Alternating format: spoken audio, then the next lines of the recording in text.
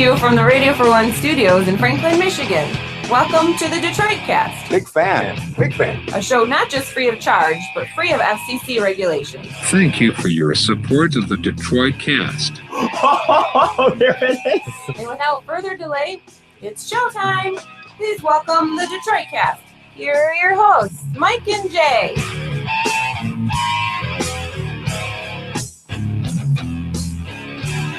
Good morning. Welcome to the Detroit Cast. Mike and Jay, Big E, of course. How are you, my friend? I'm really doing just fine, Mike. Thank you. Yeah, very good, very just good. Fine. I'm loaded up on Quill. Okay, Dayquil, hopefully. I'm on the day variety, not the Nye. That would be obnoxious to be on the Nye version right now. We'd be losing you in about 20 I'd be minutes. fading in and out, but I'm heavily sedated, so keep that in mind. Don't attack me. The ad hominem attacks today are probably not recommended. We will be gentle. So, yes, I appreciate that. Anyway, welcome to the show. Feels like just a few short hours ago we were here doing this very same thing, and It does feel like here we that. are again. Sorry. I was just going to say on a side note, I love NyQuil and take it regularly to force myself to sleep because I get too excited for I things. used to do that, but I could drink like half a bottle Because, of it. wait, so it's- because why? When I get too excited for things, like for example, honestly, going into the Hone trip we got coming up with Kadog tomorrow, not Monday night, but Tuesday night, I will probably have to take NyQuil to force myself to fall asleep. I'm too excited. I had a hard time like last a night. child, dude, before Christmas. I'll do it. I used to do it before. Like, I didn't used to go to a lot of Michigan games. Now it's not as big of a deal for me. But if I used to have like a Michigan game, big Oh my game or God. something, or a Lions game that I was Oh excited my about, God. I Yeah. would take some NyQuil to force myself Oh, to sleep. simpleton. The word simpleton I comes know. to mind. That's an awesome way to go through life, man. Yeah. No stress, just like whatever. I'm excited for the big game. I can't help It's awesome. Nothing Good for else him. going on. Slow Donnie right there. It's awesome. Anyway, interesting night last night. Well, sort of. If you're a basketball fan, the finals were raging. Boy, was that a blowout! 33-point blowout, I think. Yeah, when did that 34. happen? Because when I left here, it was like midway through the third, and it was a 6-point game. Was it? Yeah, Yeah. the Cavs made a run to close the half, but then it was on after that, and Golden State just ran it, man. So Cavs down, Down 2 games to none, two headed going home. back to Cleveland, yeah. Yeah, So they'll get one there, right? they should. I mean, do you want them to get one if you're pulling for Golden State? Those sweep series kind of suck. You know, they won't go down in history as those great. I don't think it matters, Series. especially with them being back to back and them winning the games they won this year. I don't think you're worried about.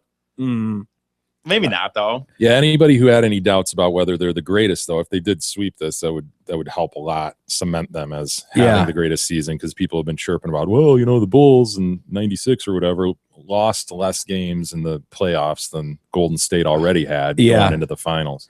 Yeah, but Cleveland was what 12-2 in this postseason before the finals. They were I'm rolling with too. you. It didn't look like Golden State was going to get out of Oklahoma. Yeah, I mean, 3-1. yeah, they were, and they didn't look good at all either. They're firing right now. And people, of course, are talking about 32 teams in league history have gone down 2 games to none, and you know they love throwing those stats out as if they mean anything. Well, they don't, and just honestly, I'm not the biggest analysis of basketball, but like, dude, how they played last night, I don't know. I mean, I know Cleveland can win. I know it can happen, but Yeah, I don't know, dude. This seems so good, and they're fucking on a roll now. if you care about stats like that, I think 3 teams out of those 32 came back to. But that's what you're supposed to do. You're supposed to hold service with home court. I mean, you win at home, and so any expert will tell you that Cleveland has to steal one on the road at some point, but then they just have to hold serve at home. So Yeah, so if Cleveland does its job, they'll win the 2 at home, but so often they don't. And They're back that's to what, the 2-2. They don't think do the so. 2-3-2 again anymore. I'm not thought- sure. I was okay. wondering that myself. I'm not totally sure. But so often you see a team that goes up 2-0 just go ahead and close it out. The other team doesn't go back home and win their share, Mhm. right? And so that does suggest that momentum plays a factor. There's always this debate in sports, like, is there momentum in sports? Is there Yeah. momentum from game to game or series to series? I Yeah. think there is, man. Yeah, Crush a probably. team like that, 33 points. Yeah, that's big. They couldn't stop the 3. The 3 is just, and it wasn't like Steph Curry goes off for 56 points and, you know, what are you going to do? I mean, he had like 18 points. Yeah, Draymond was killing him last night. Yeah, and then, 28 points for Thompson Draymond as well. Yeah. Yeah, and then Klay Thompson had 17 points with 5 assists. So anyway, they'll go back to Cleveland. We'll see what happens there. For anyone listening to us live, I guess this is the only matters if you're listening live, but Cedar Point's closed today. Oh, That's no. so crazy. I saw that. Yeah. Oh, yeah. my God. High winds. God, High how winds often of- does that happen? Not very I don't often. remember ever hearing that. Weekend winds damaged power lines on the Cedar Point Causeway. And so Soak City's also closed. Oh, no. Big fans of Soak City can't go there today. There's not enough electrical power to operate rides at full capacity. So crews from Ohio Edison are working diligently to repair the Causeway power lines ASAP. They think it'll be open by Tuesday. So tomorrow anyway. So if you're headed down to Cedar Point, keep that in mind. The Yeah, if park you're- is closed. Sorry, folks. The park is closed. Yeah, this Moose is a out front should have told you. Marty Moose all over again. Yeah. Some family's been saving up for years to get their big Cedar Point trek. What do you do if you're one of those families like we've heard about the roller coaster capital of the world and they've been driving up from Florida for Right. Oh, shit. There's like oh boy. power lines down across the Wow. road. Yeah, I saw this. That's why when you said it, right away, I knew it wasn't just when you said wind. I'd seen this image yesterday of like, Yeah. I was like, and I remember thinking because it said causeway closed to Cedar Point. I'm like, dude, if that causeway is closed, you pretty much can't get there. I mean, I guess the minor people can ride their boats in, but Yeah. Wow. Yeah, Well, they telephone don't- poles across the road. Yeah. But as they said, they don't have enough power to even run the rides. So it's at crazy. full capacity. Yeah. So if you're headed there now, you might want to turn back Around. home. Yeah. If they're headed there and listening to the YouTube feed through their phone, That's right. It could happen. You don't know, Someone could be doing that. certainly possible. Hillary beat Bernie last night. By the way, we have She 5 did. people watching live on YouTube right now. So if one of those 5 people Yeah. is headed to Cedar Point, if AA Ron or Turn around. Turn around, go home. Nothing to see here. Hillary Clinton beat Bernie Sanders in Puerto Rico. Well, Yeah. What are they voting for? what What's have going they on done, there? Puerto Rico? Are they Big Puerto Rico. Commonwealth or some shit? Yeah. Guam. Is Guam going to speak on this? Yeah. I don't think they're allowed to vote in the general either, which is kind of weird. Right. Clinton is now less than 30 delegates short of the 2383 needed to win the nomination. I'm for Hillary girl said, I can't wait for a female president. She's one of us. She wears the pants. If we don't look out for our own interests, who will? What are you, an That's- idiot? That's half my problem with the whole Hillary movement right there is Yeah. voters like that are like, she's got a machine, good enough for me. Like that sucks. That someone would, Identity politics sucks Oh. all around. that's brutal. The results were slow to arrive as officials counted ballots by hand. Puerto Rico. Focused first on releasing results tied to the island's local primary elections, as if anyone cares, anyways. Anyway, as I said, they can't vote in the general, so the island politics could reverberate into the fall campaign. Tens of thousands of Puerto Ricans, they're broke as shit there, Yeah. and so people are fleeing there to go to Florida. So like, we'll pick up those votes once they get to Florida. Anyway, Once their raft arrives, Yeah. will their raft arrive by November? yeah, if That's it the question. does, this could. I mean, that's a They leave Florida's now, a it's big shut. state. If they They should be there by shove off November. now with a couple oars, a nice tailwind. You never know. Yeah. Both Clinton and Sanders, neither of which were in Puerto Rico. They're like, whatever. We got real shit to deal with, like in California. So California on Tuesday, right? they're stuck pandering in California. Yeah, Tuesday's the big election there. Sanders made no mention of the outcome as he was on the stump yesterday. He was like, yeah, whatever with Puerto Rico, who cares? I did read an interesting interview with Bernie Sanders. The bird. In Rolling Stone this month. They've got an article, an interview with him, and it's not bad. I mean, if you like Bernie, it's kind of along the lines of what he's saying. You know, he's bashing on Trump and bashing on Hillary. There's a lot of talk of whether or not he'd be like vice president material, which I'm always like thinking like, dude, you just spent a year just shitting all over this person. Yeah, but he's kid gloved it really. He has. I'm specifically thinking more of Obama and Hillary when he made her Secretary of State. Yeah. Because that one was a brutal. I mean, they were all over each other about what. I mean, you would have thought each other was the worst person on the planet for the job, and then all of a sudden, we're teammates. Right. It's a weird thing. So, some of the questions from the Sanders interview. Donald Trump, you seem to be drawing from the same stream of voters here. I wouldn't go so far on that to a certain degree. So what is the common denominator among those voters? Here's what the common denominator is. To the media's great shock and to the pundits' great shock, there are millions of Americans who are very, very angry. And they're angry because they're working longer hours for lower wages. They're angry because they're working 2 and 3 jobs. They're worried about the future of their children. Good Right point. about that. Trump comes along and he starts to blame Mexicans or Muslims or women for their problems facing society. The people are seeing that someone at least is speaking to their anger, and that's unfortunate. That's a very ugly approach, but that's why he's succeeding. We're also addressing the anger of the American people, but in a constructive way. We've got to bring people together, do the exact opposite of Trump. He's trying to divide us. You've described your path to victory now as narrow. What does that long shot look like? How would it work? Here's how it works. It works in 3 ways. Number 1, for us to win the majority of pledged delegates, we're going to have to do very well in the remaining states. Number 1. Gets into that Jewish drawl. Number 1, I've met with their leader. What can I do? Number 1, for us to win, we need to win the majority of pledged delegates. The second path is to tell the superdelegates we just won by 15 points in West Virginia, but it looks like the 6 of the 8 superdelegates are going to vote for Hillary. We won in Washington State with 70% of the vote. Won in New Hampshire with 60% of the vote, yet almost all of its superdelegates are voting for Clinton. And I think the people of the states will make it clear to the superdelegates that they have to respect the wishes of the voters. And number 4, we need the black to start feeling the burn. Blacks and browns need to feel the burn and get out and vote. Go Blacks! You can't be lazy and just not vote or vote for Hillary. A vote for Hillary is a losing vote. She can't beat Trump. The superdelegate thing is bullshit. Yeah.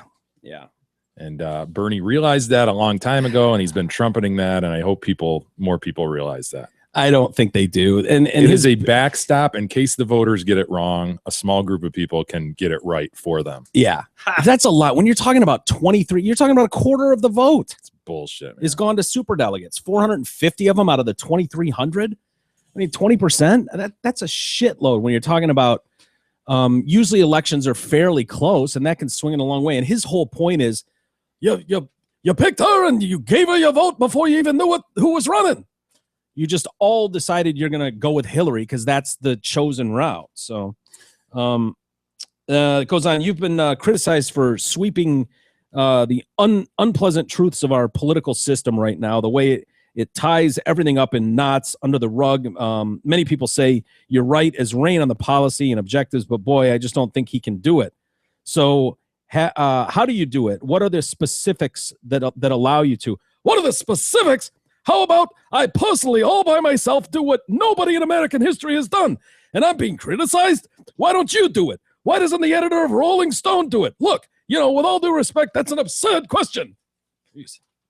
On edge burn.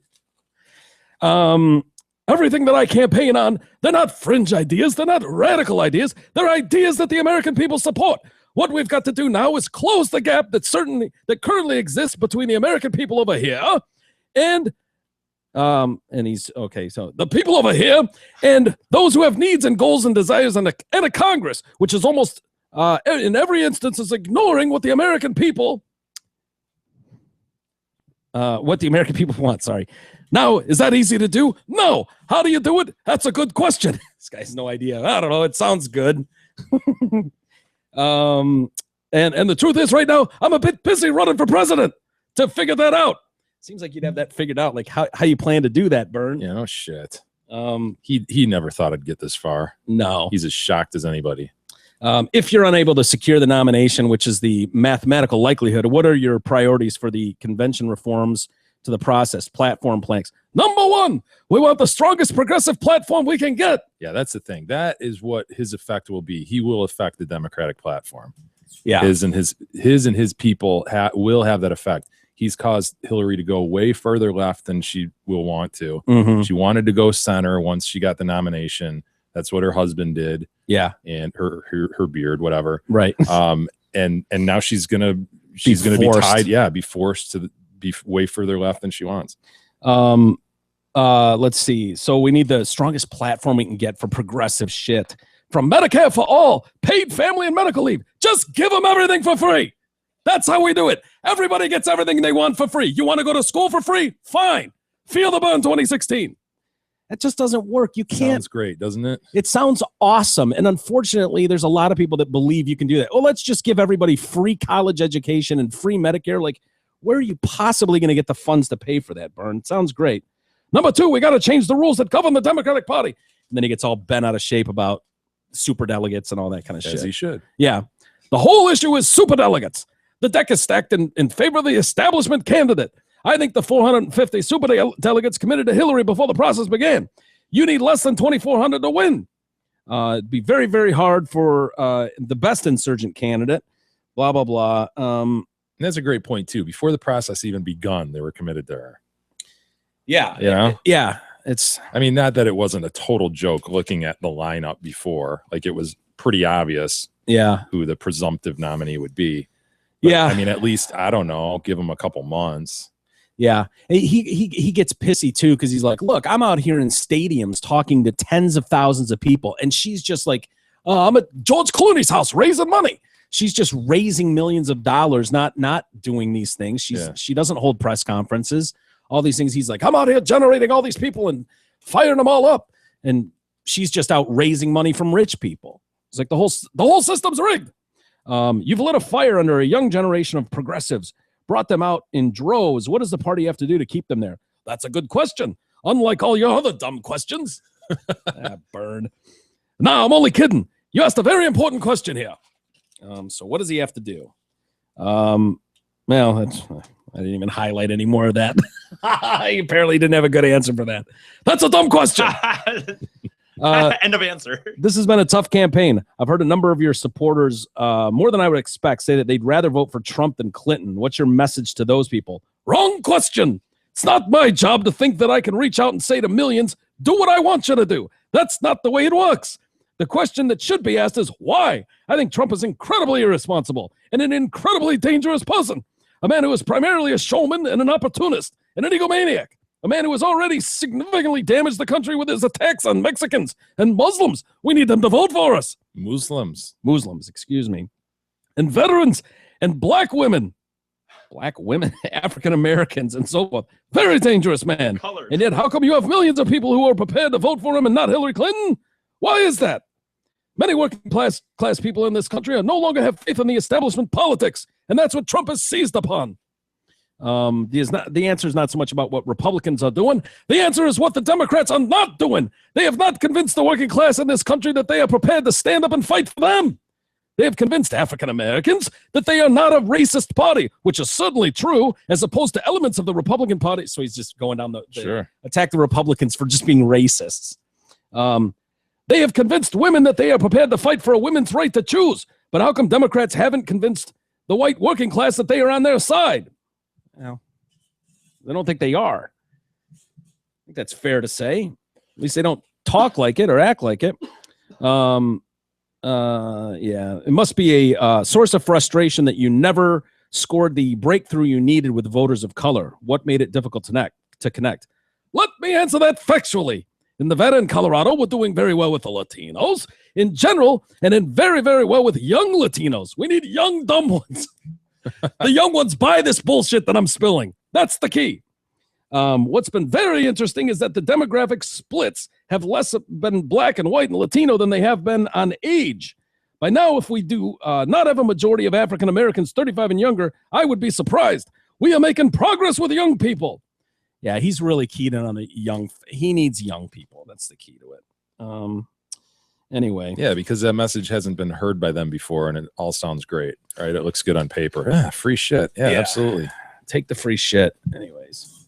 Mike, it's summertime, and you know what that means. Trips up north to enjoy barbecues, beers, and bikinis. Do you want to travel up north in style? Hell yes, you do. So get your soon-to-be sunburned self to Zotford at I-75 and exit 98 to take advantage of their super sizzling savings. Right now, and only on Zotford and Holly, you can lease a new 16 Ford Explorer for as low as $262 a month with only $1,000 out of pocket. We're talking about the #1 SUV in Detroit, the Ford Explorer, just $262 a month. Check out their smoking hot deals and massive inventory at Zotford.com. There's a new book coming out that we're going to have to get. a hold of. Secret Service book. Secret Service book. Yeah, an agent who protected Hillary Clinton is set to publish a tell-all book. Ooh. Yeah, right before the election too. I wonder if this helps anybody. Well, if anybody, I guess it would help Trump, who will probably. Yeah, of course. I mean, it's gonna slam on. But it won't be enough to help someone like Bernie. Right. Feel the burn. It sounds like it'll come out too late from them. But Gary Byrne says he was posted outside Clinton's Oval Office in the 90s, and what he saw sickened him. His expose is causing deep concern in the White House, according to the Drudge Report. The book, titled Crisis of Character, a White House Secret Service officer discloses his firsthand experience with Hillary, Bill, and how they operate, set to hit the shelves June 28th. The Democratic convention will take place a month after that. So details of the book, though, are being secretly guarded. They're not letting many details at all out. Now that a second Clinton administration threatens their scheme from the very beginning, Byrne exposes what he saw of the real Hillary Clinton. While serving as a Secret Service officer, he saw the political and personal of Bill and Hillary and those who were fiercely loyal to them. He provides a firsthand account of scandals, known and unknown. Having witnessed the personal and political dysfunction of the Clinton White House, so consumed by scandal and destroying their enemies, real and imagined, he now tells his story before voters go to the polls in the hope that Clinton supporters will understand the real Hillary. We've heard grumblings of this forever. This isn't the first book to be written by one of these guys. There was journalist Ron Kessler's book, The First Family Detail. He claims that agents saw her as one of the most detested assignments and believed her marriage to Bill was fake. Yeah, I've heard this. Guys that we know that are in the military that have friends that have been on details like this have said, "Oh, monster! She's a monster. She's a monster." Those are that's just like in our small little inner circle. We've heard stories like that. It reveals how both current and former agents strongly disliked being on Miss Clinton's detail, while also revealing how they felt about protecting Chelsea and Bill. Kessler, in his book, presented Chelsea as someone who not only respected and appreciated her agents, but also was a model protectee. She was a young kid then. Mm-hmm. It'd be shocking if she was a nightmare. The former president, Bill, is described as difficult and also easygoing in the book. That shouldn't surprise many people. I mean, he's got to be difficult at times as the president of the free world, but Hillary, on the other hand, is exposed as being the complete opposite of her husband and daughter. Instead, is reportedly very rude, nasty towards a number of the agents. She was very rude to agents. She didn't appear to like law enforcement or the military. She wouldn't go over and meet military people or police officers, as most protectees do. She was just really rude to almost everybody. She'd act like she didn't want you around, like you were beneath her. A member of the Secret Service once cheerfully greeted Miss Clinton by saying, "Good morning, ma'am. Fuck off." That's how she responded. Nice. Kessler explained, when Miss Clinton is in public, she smiles and acts graciously. As soon as the cameras are gone, her angry personality and nastiness becomes evident. Hillary can make Richard Nixon look like Mahatma Gandhi. Hillary didn't like the military aides wearing their uniforms around the White House. We remember that. We've heard that.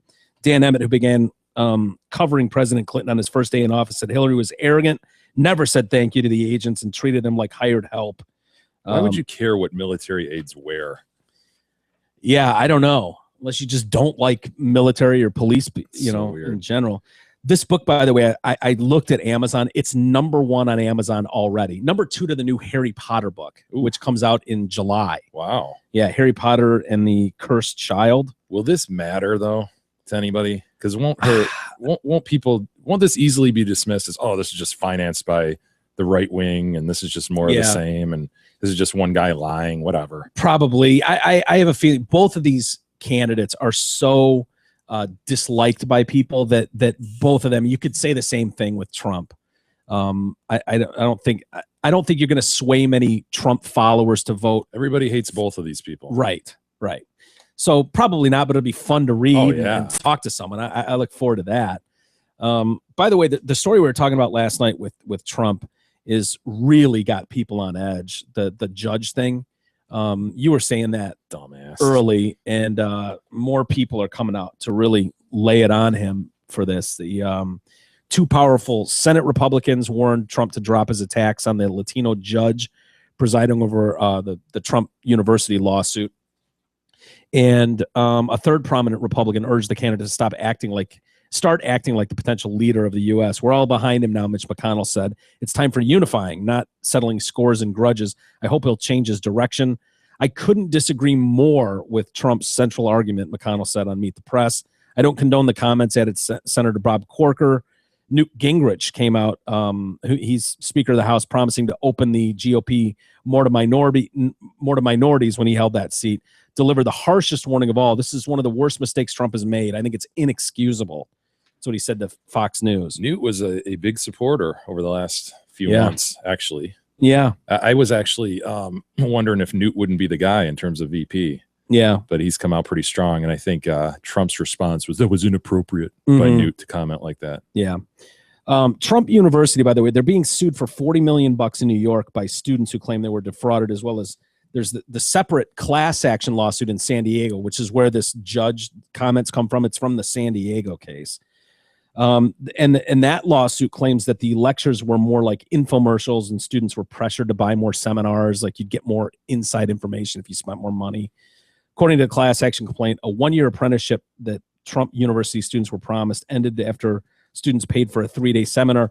Attendees were promised a personal photo with Trump, and then they got the chance to stand there with a cardboard cutout. Oh no! Oh, what a bummer! It's so tacky. This whole thing is so still take the tacky. picture at that point. I hope people at that point would have just been like, "No thanks." You know what I mean? Like, where there's still people that are like, "Fuck, I paid the money." I guess Cardboard cutout.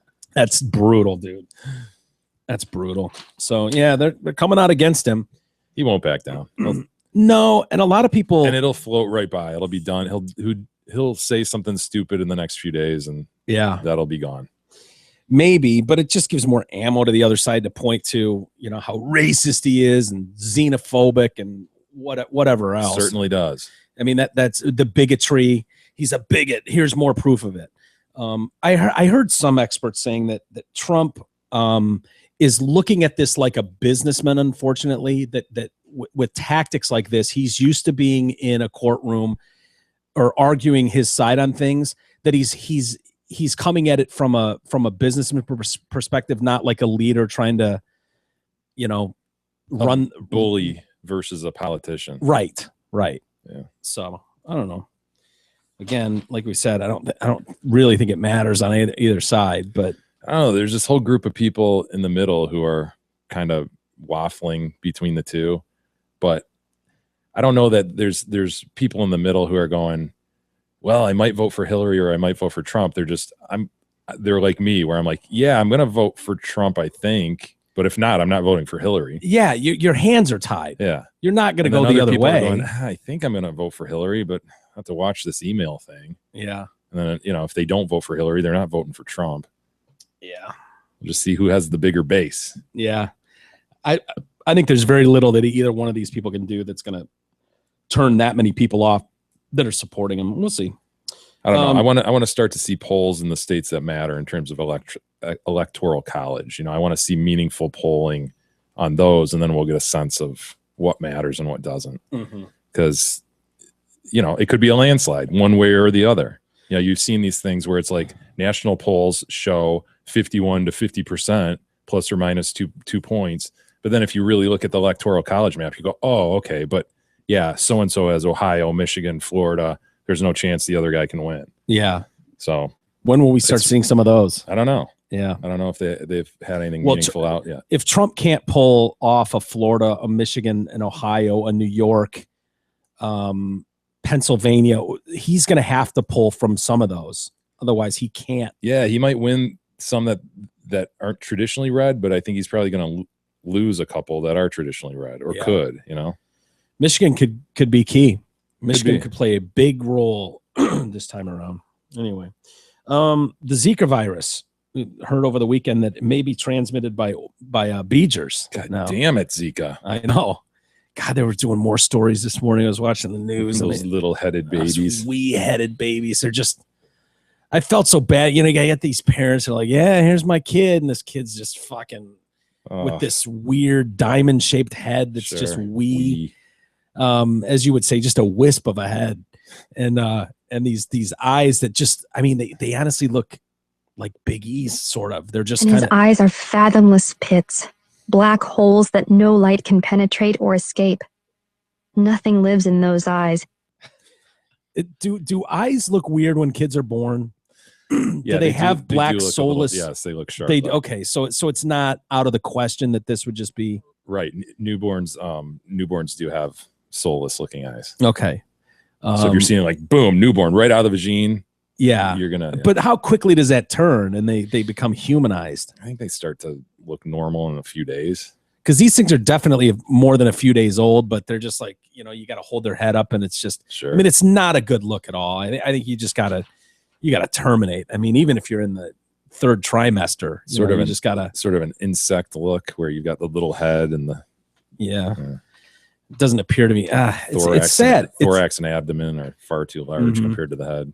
Yeah, doesn't look good. But scientists raised the possibility that Zika can be transmitted through beagers on Friday in a letter to the New England Journal of Medicine describing one case in France. A single incident may seem trivial, but earlier this year, there was only one known instance of sexual transmission of the Zika virus. In 2008, a case in which a mosquito researcher came back from Africa and got his wife infected. So I don't know if he ate her vagine or what happened, or I don't know. Little load in her mouth. Is that what he did? Probably. Yeah. Now scientists believe that sexual transmission is an important driver of the Zika epidemic, and the American cases have been reported in 10 countries where no mosquitoes carry the virus, including France, Germany, Italy, Portugal, New Zealand. In the French case, this 46-year-old guy returned to Paris from Rio de Janeiro shortly after experiencing some Zika symptoms, the rash, fever, headaches, and all that. He and his 24-year-old partner, nice work, 46-year-old man. Yeah, hell yeah. So they had sex 7 times between February 11th and February 20th, each involving vagine sex without ejaculation and oral Guys like sex. you. Oral sex with ejaculation. What this son of a bitch was doing is he'd just be fucking banging away, and he's like, No, yeah, put it in your mouth. Put it in your mouth. in your mouth. And he's just dumping load after load That after son load. of a bitch. Fuck yeah. That's what he was doing. I mean, Yeah, there's, Very clear. he was like, no, I'm not wasting this on your back. Forget it. Oh, down the hatch, my dear. And he just dumped 7 straight loads down her mouth. Oof. Yeah, I know. The woman fell ill on February 20th. Both were tested for Zika. The man had extremely high levels of the virus in his seminal fluid and in his urine. So I guess he could have been whizzing in her mouth. I shouldn't say that it necessarily came True. from. Don't want to jump to conclusions. Right. He had none in his blood or saliva. So they know for sure he was either whizzing in her mouth or dumping loads in her mouth. The woman had the virus in her urine and saliva. Vaginal swab was negative for the infection. So it was not Yeah. the sex that did it. Pretty clear. Yeah.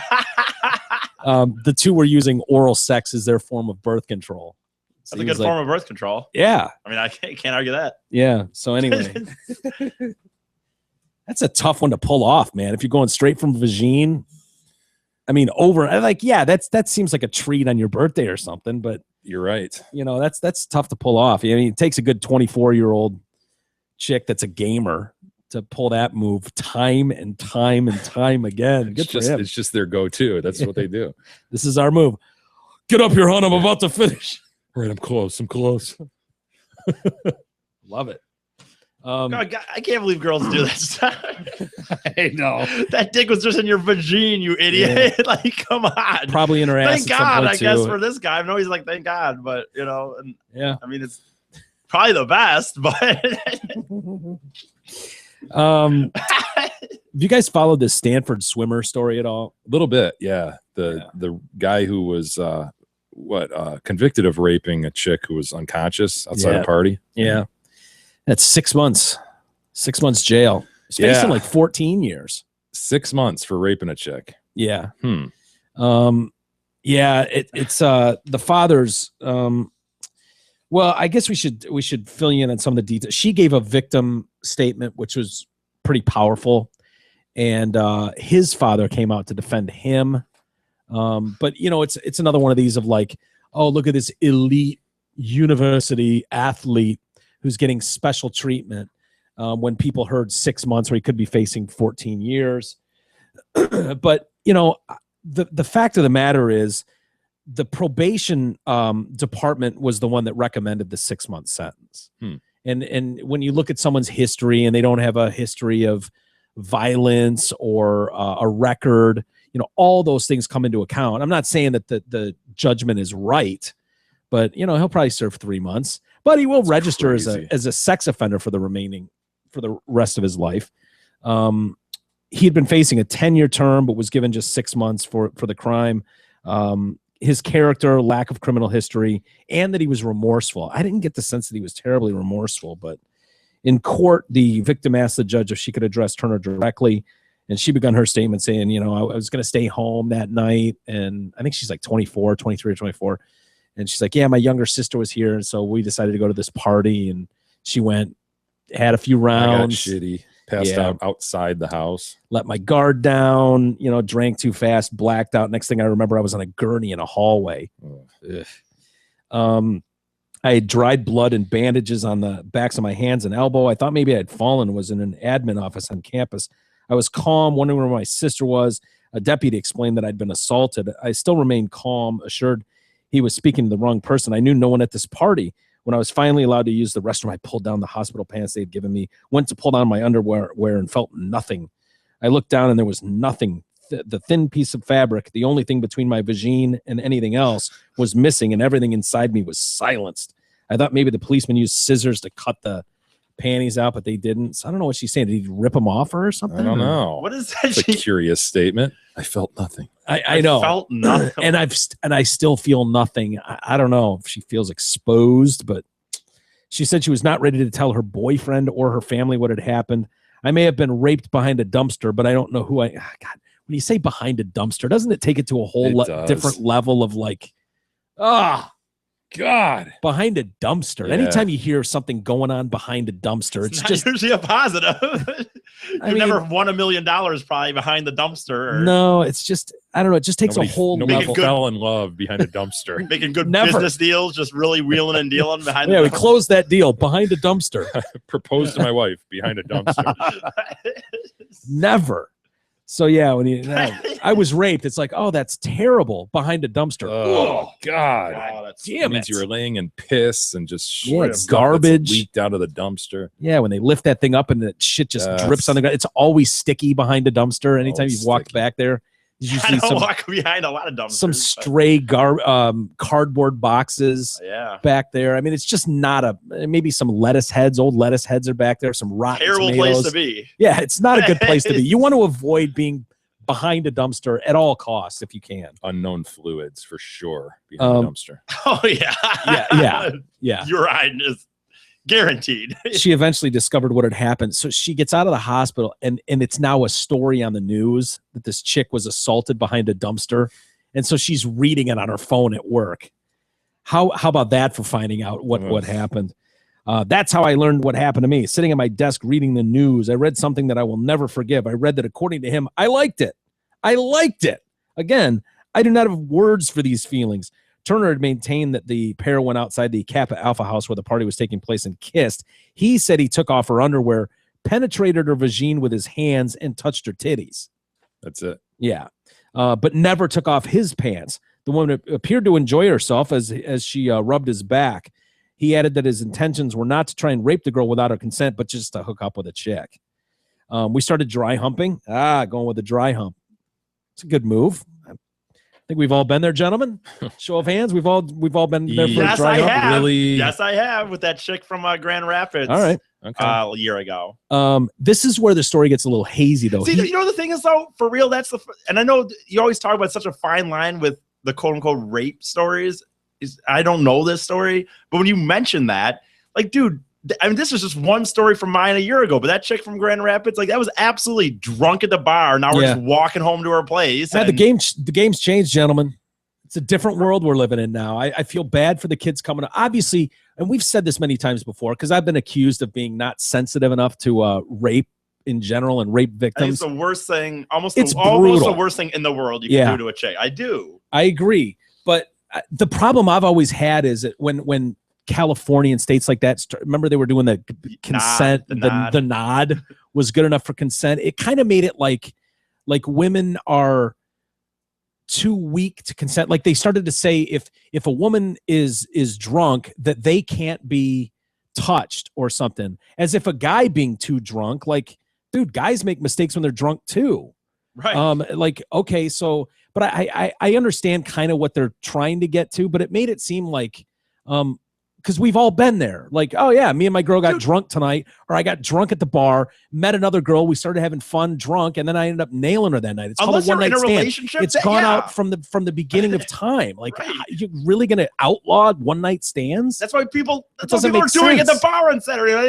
If you're in Royal Oak or one of these bars and you're not in a relationship, that's pretty much what you're doing. Yeah, Drunkenness and sex, dude. I mean, that's they like go hand in peanut butter and jelly. absolutely. That's why people are hooking up. What do you think the point of ladies' night is? It's I to know. stock the pond I know. so that the fishermen can come in and it's like going to Cedar Point, throwing the food pellets in the pond. I mean, that's why you have ladies' night. We started dry humping, but then he felt sick. This is where the story gets a little weird because he's like, yeah, I started to feel sick from the 7 beers. Come on, lightweight, Whoa. 7 beers. And all of a sudden you're going to vomit all over. So I got up to go puke. And that's when he was spotted by a couple of cyclists out for a stroll. And Cyclists are out on a Saturday night just It's a cycling. college town. I can see that. 2 a.m. or whatever the time Yeah, it I was can that this see that. happened. Like when you say cyclists, I picture these guys dressed up like Tour de France, like they all are now, Absolutely. like cycling on a workout. They're just Yeah. guys riding bikes, Right. That's Yeah. what I would. They're like heading home from something. Yeah, riding they drove their bikes. bike to a party maybe or So something. he claims he gets up to go puke really quick because he had 7 beers. And one of the guys is like, hey, what are you doing? What do you think you're doing? And then they tackled him and held him down until cops got there and blah, blah, blah. So it must have been But- pretty obvious to the cyclist that he was having his way with a passed out chick. Yeah, I mean, that's the only thing that makes sense. Why? Otherwise, you would just kind of stroll by and go like, yeah, thumbs up to the guy. Right. Yeah, getting some on a Saturday night. Good Gross for you, my behind man. a See, dumpster, that's but whatever. even that's suspicious to me because I think these days, I think there's so many. We talk about people wanting to tattle on anybody, people willing to like sound the alarm. I'm just saying, I think these days there's a lot of heroes out there Mhm. that are willing to, they just see anything and they want to step in. So when you say that, I don't think that even to me guarantees that these guys saw a rape going on. And Yeah. Well, they don't explain it very well in any of the stories I've seen or read. It's just like Well, those he's dudes saying must one have thing. testified, right, as to what they yeah, saw. I guess they probably did. You're Yeah, right. probably. That's a good point. He admitted to kissing. Let's see. The detective asked him if he planned on taking me back to his dorm. He said no. When the detective asked how we ended up behind the dumpster, he says, I don't know. So she obviously stumbled off somewhere. It doesn't sound like one of those things where he just like clubbed her, grabbed her by the hair, and dragged her somewhere. Yeah. But I guess anything's possible. He admitted to kissing other girls at that party, one of whom was my own sister who pushed him away. He admitted he wanted to hook up with someone. I was the wounded antelope of the herd, completely what? alone and vulnerable, physically unable to fend for myself, and he chose me. Wait, he kissed his sister Or her she sister? kissed her sister She went to that party with her sister. to hook up. And- She wanted to hook up that night. So he Did. he was stumbling. We've seen this guy at parties. Going around. Fuck yeah. Just a fool out of control. And he's just looking For for a anybody. hole. Yeah. Just a hole. I need a damp hole stat. And so he's just making out with chicks randomly, including this chick's own sister Gotcha. Oh, okay. who That pushed him away. It was like, Gotcha. get out of here, sloppy fool. gotcha. So sometimes I think if I hadn't gone, this never would have happened. But then I realized it would have happened just to somebody else. She said Turner changed his story nearly a year after the attack, saying he had asked for her consent, and she said yes. Which in a drunken stupor, that could very well be true. On top of all this, he claimed that I orgasmed after 1 minute of digital penetration. Oh, come on now. All right, superstar. Why would you throw that in there, you asshole? Well, if you're trying to make it like, well, I'm not a selfish lover. I took good care of her. She even orgasmed after 1 minute of my awesome fingers in her vagina. Magic hands. The nurse said there had been abrasions, lacerations, and dirt in my vagina. Was that before or after I came? Was her question. Gross. The dad, How though, did they know that? the dad, well, they would know that because she was brought in and they had to examine her, do the Oh, rape kit. Dirt in her vagina. Ugh. Yeah, I told you, Jay. Anything going on behind a dumpster is going to lead to things like dirt and vagina. it could be consensual behind a dumpster, and you're still probably gonna get dirt back there. Yeah. Let's say it is consensual, man. Can't you I don't know, go 15 feet away from the dumpster? It's just Find a nice tree. God damn it. Behind Yeah. a dumpster. Dude, Well, the That's dirt all that's vagina was available? real scary. yeah. God. Yeah, no, I agree. You're obviously dealing with two people who are absolutely inebriated, just wasted. Mm-hmm. It's still amazing to me. I've said it a million times. I don't want to outlaw it. I don't want it to be illegal. I don't want prohibition, but it is remarkable the amount of shit that happens on alcohol that everyone just goes, yeah, it's crazy. Oh, got a little out of control last night. I know, dude. Like it's the only substance I know of that is widely accepted throughout the entire country that will make you do something so outrageous. Coke won't make you do that. Heroin won't make you turn into someone that is completely and totally out of character on any given night. You can do stupid things on those other drugs, but they won't do this to you, where it's just like out of control shit happens all the time on alcohol. Right. And not just that, but like you said, it's kind of almost like that's what's so weird to me when people talk about other illegal drugs. So like you said, you sit there like, oh yeah, crazy. Had a few last night. You know how that goes. And people are like, yeah, we've all been. But it's like someone's like shooting, I did some acid last night. And I'm like, oh my God, wow, look at this drug. Serves you right, man. Right. I mean, you never know what's in that shit. Yeah. I mean, well, it's so ingrained in our culture. It's not going anywhere, obviously. And it's just, I still have my Labatt Blue from last night, or Pabst Blue Ribbon from last night. The whole thing is just kind of comical. It's like, they can't wait to plaster a Bud Light, ad up there, and then they just tag. As long as we tag it, make sure to drink responsibly. It's like, yeah, well, nobody does that. Dude, most people don't do that. Come on. I know, Jay. Especially this age group. This age group is never drinking responsibly. Right. They're just getting blackout drunk. Like we did. I'm not ragging on them for it. We all did the same thing. It's a lot easier now to go out and have 2 beers at a dinner than it was when you were 21 years old. Like that's just not right. It's just it is what it is. But the commercials are insane, dude. Like you said, they should just freaking for rum or whatever. And they make it sound like, dude, if you're drinking this rum, your night is just gonna be fucking off the hook, Yeah, it usually is. And it's like, it's like, sure to drink responsibly. You can't have the fun they're showing on those commercials if you're drinking responsibly. No, you can't. That's the point right there. I mean, you can drink responsibly, but you can't not have that kind of. Think about any great story any of us have from our childhood, and I promise you, to a man, 99% of those stories started with. So after our 10th beer. Absolutely. I mean, that's just the way those stories start. Or it starts with "Hold this beer, hold my beer." Yeah, you ain't gonna believe this. No, I got it, dude. I'm gonna do it. The dad, unfortunately, he's kind of stepped in it here a little bit. He's defending his kid, and I get that. Your parents will go to great lengths to defend their children, but he came out and says, as it stands now, Brock's life has been deeply altered forever by the events of January 17th. He will never be his happy-go-lucky self. With that easygoing personality and welcoming smile, his every waking minute now is consumed with worry, anxiety, fear, and depression. Brock always enjoyed certain types of food. And he's a very good cook himself. All right, where are we going here, Dad? That has to do with anything. I was always excited. Not gonna like hot dogs anymore.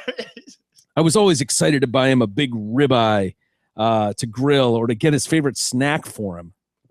Dad's feeling nostalgic. Let him go. Okay, all right, we'll play this out.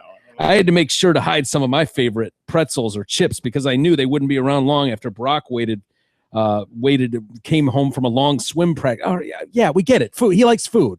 Most kids his age do. Let it go. Now he barely consumes any food and he eats only to exist. These verdicts have broken and shattered him and our family in so many ways. His life will never be the one that he dreamed about and worked so hard to achieve. That is a steep price to pay for 20 minutes of action. There's the problematic phrase. 20 minutes of action. And there's the hiccup. Well, Brock's dad.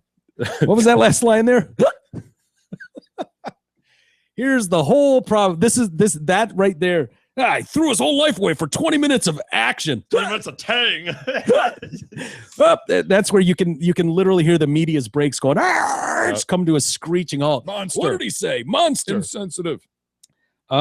I don't know that's what he meant. Did he mean 20 minutes of getting it on No. action? Read the rest of the sentence.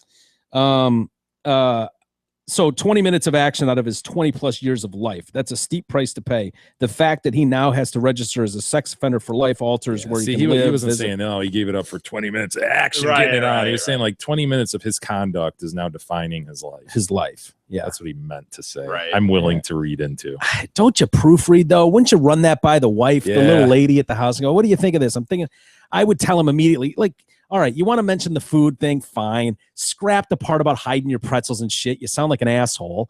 And I would Making him sound like a thief, frankly. yeah. Yeah, stealing pretzels left and right. Can't even. This is something my dad used to do: hide cans of Cokes and Oh, yeah, licorice and stuff. You know, like yeah, it's not like I would tell him if I was married to him, I would tell him to cut that line of in the sentence for sure. And then the whole part, once I got to that 20 minutes of action. Big red circle. Whoa. What do Yeah. you mean here, Dad? Yeah, I would scrap that for sure. I don't know how do you phrase that? He worked so hard to achieve. This is a steep price to pay for 20 minutes of action. How would you word that better? Steep price to pay for the decisions made over a 20-minute period in his There life, you go. or Yeah. something that it's the action. Action is the key word. Yes. Right, because That's the descriptive, action. the descriptive word that we're all like, hell yeah, I got 20 Yeah. minutes of action last night. Because that Right. word doesn't Action. mean the same thing to a 72-year-old dude. Yeah. He says, but he's really pushing then for like, oh, Brock could be a hero. He could go around colleges and talk to kids about the dangers of alcohol Christ. consumption. You're like, oh god. Now that's Another one of those, huh? Yeah, Right, right. 'cause that That's what we works. need. Yeah. Yeah, we need another guy to blow off in an auditorium. All right, cool. all Got a kids sit there just whole line waiting, of them. waiting for the night to get their kegs. Like, okay, whatever. Can we get to Yeah. It's sad. I mean, I feel bad for the parents, but I think the dad's off base here. I mean, Hey, be happy with your 6-month sentence. I know Yeah. 6 months could have been 14 years, and there are people that are absolutely and probably rightly so outraged by that. Yeah. That you could essentially potentially destroy this girl's life. He's been convicted of that. Like, Yeah. it's not a question that he did it. He did it. He Mhm. raped this girl. So you're telling me a 6-month sentence is appropriate? Hell no, man. Yeah. Yeah, no, I know. It doesn't sound good at all. And the fact is, kids today are growing up in a different world where that shit is starting to become like on the forefront of things. Like, you're just not going to be given the benefit of the doubt. The whole he said, she said argument that flew for many, many years seems to be like it's already heavily stacked against the guy, period. That's just the way it is. So I don't know if it changes anything, but you know, the dad's worried about how destroyed his kid's life is. And I'm sure he's looking at it like, my kid's going to Stanford. He's on this championship swim team. And Well, he's a convicted rapist. yeah, but you should be thinking about the girl that was raped behind a dumpster of all places. Oh, it's even almost worse than the rape that's gone on behind a dumpster. I know. I mean, it's just, definitely salt in the wounds. oh, if you felt her back, it would just be sticky with whatever that goop is that's It's always brown. behind dumpster. It's always brown. And it stinks. Yes. It stinks. It's in your hair. It mats in your hair, I would think. Like, that's just a terrible, terrible visual. So I'd be worried about her, Dad, not Brock. Did you see Fox has come out to apologize for their new X-Men poster? Yes. Mm. Very offensive poster. Jennifer Lawrence, you see it there being strangled by a guy. What's wrong? I know. That's what I It's said. like the main villain in the movie. Whoever that is like strangling her. Yeah. She's that blue ex-woman. Mystique. Oh no. Is she blue from being strangled? No. Is that what's going on? She turns blue or something. I don't know. Has some superpower where she turns blue. Oh, you mean when Apocalypse is choking her, Yeah. choking Mystique out. Yeah. Fucking choking her. 20th Century Fox admitted the grim image of her character Mystique being choked was upsetting and showed violence towards women. Well, So we're outraged. As soon as they realized the material was insensitive, they removed it. Their statement read, "In our enthusiasm to show the villainy of the character Apocalypse, we didn't immediately recognize the upsetting connotation of this image in print form. Once we realized how insensitive it was, we quickly took steps to remove those materials. We apologize for our actions and would never condone violence against women."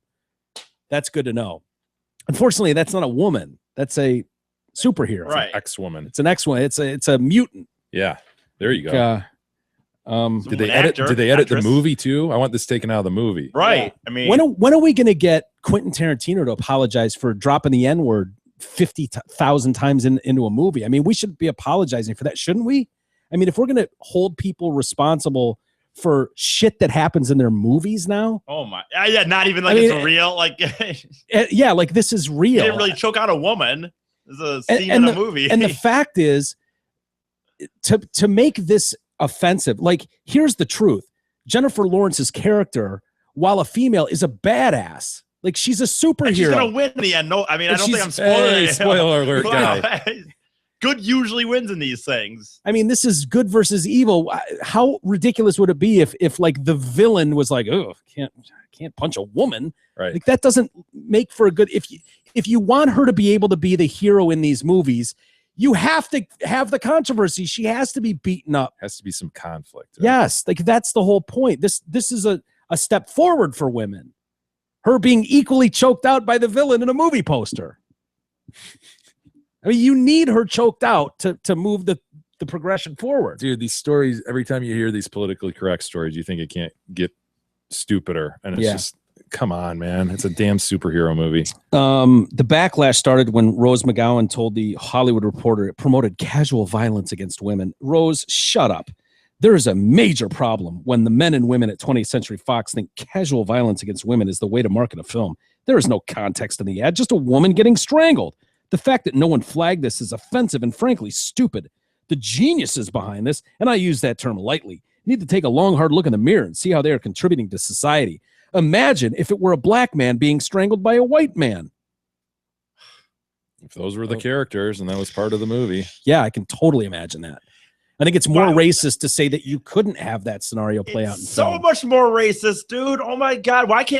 Don't they see that you're not looking at people as just people when you're doing this? Yeah. As opposed to if you did it the other way, then you truly would be looking at just a person as a person. Yeah. No, well put. I agree totally with you. You're right. Imagine if this was a gay male being strangled by a hetero. The outcry would be enormous. So let's right this wrong. But it's not, for one. I'll close with a text my friend sent, a conversation with his daughter. This is Rose again saying. Oh, geez. So some pussy sends Rose a text that he's having with his daughter, a discussion that he's having with his daughter. My daughter and I were having a deep discussion on the brutality of that hideous X-Men poster. Yesterday, her words, Dad, why is that monster man committing violence against a woman? No, she did not say that. She didn't say commit. Liar. No way. You fucking liar. This from a 9-year-old. How can she see it and Fox can't? She did not say those words. Liar. You are putting this in your 9-year-old's head. You are programming your 9-year-old to see this. Or she didn't say it at all, and you said it and just said she did. Daddy, why is that monster man committing violence against a woman? This is bullshit. Oh, I hate these people. Because there needs to be conflict in a superhero movie so that the superheroes can win. Yeah. She'll win in the end, you dumb bitch. For forever, you didn't even have women involved with shit like that. Now you are, and you're bitching about it. Step forward. The woman will triumph in the end. Yes. The blue woman. the blue. What are they again? They're she's an ex-woman. They're mutants. Mutants, yeah. It's not really a woman, anyways. Anyway, let's take a quick time out. Get another coffee. You want a coffee, Jay? No, thank you. I'd like some more water, though. I'm just going to hydrate. All right. Sounds good. We'll do that. And interesting study came out about chicks and what they're wearing and how long it takes them to get ready, things like that. I think you'll find mildly interesting. We'll do that and more next. The Detroit Cast continues after this short break.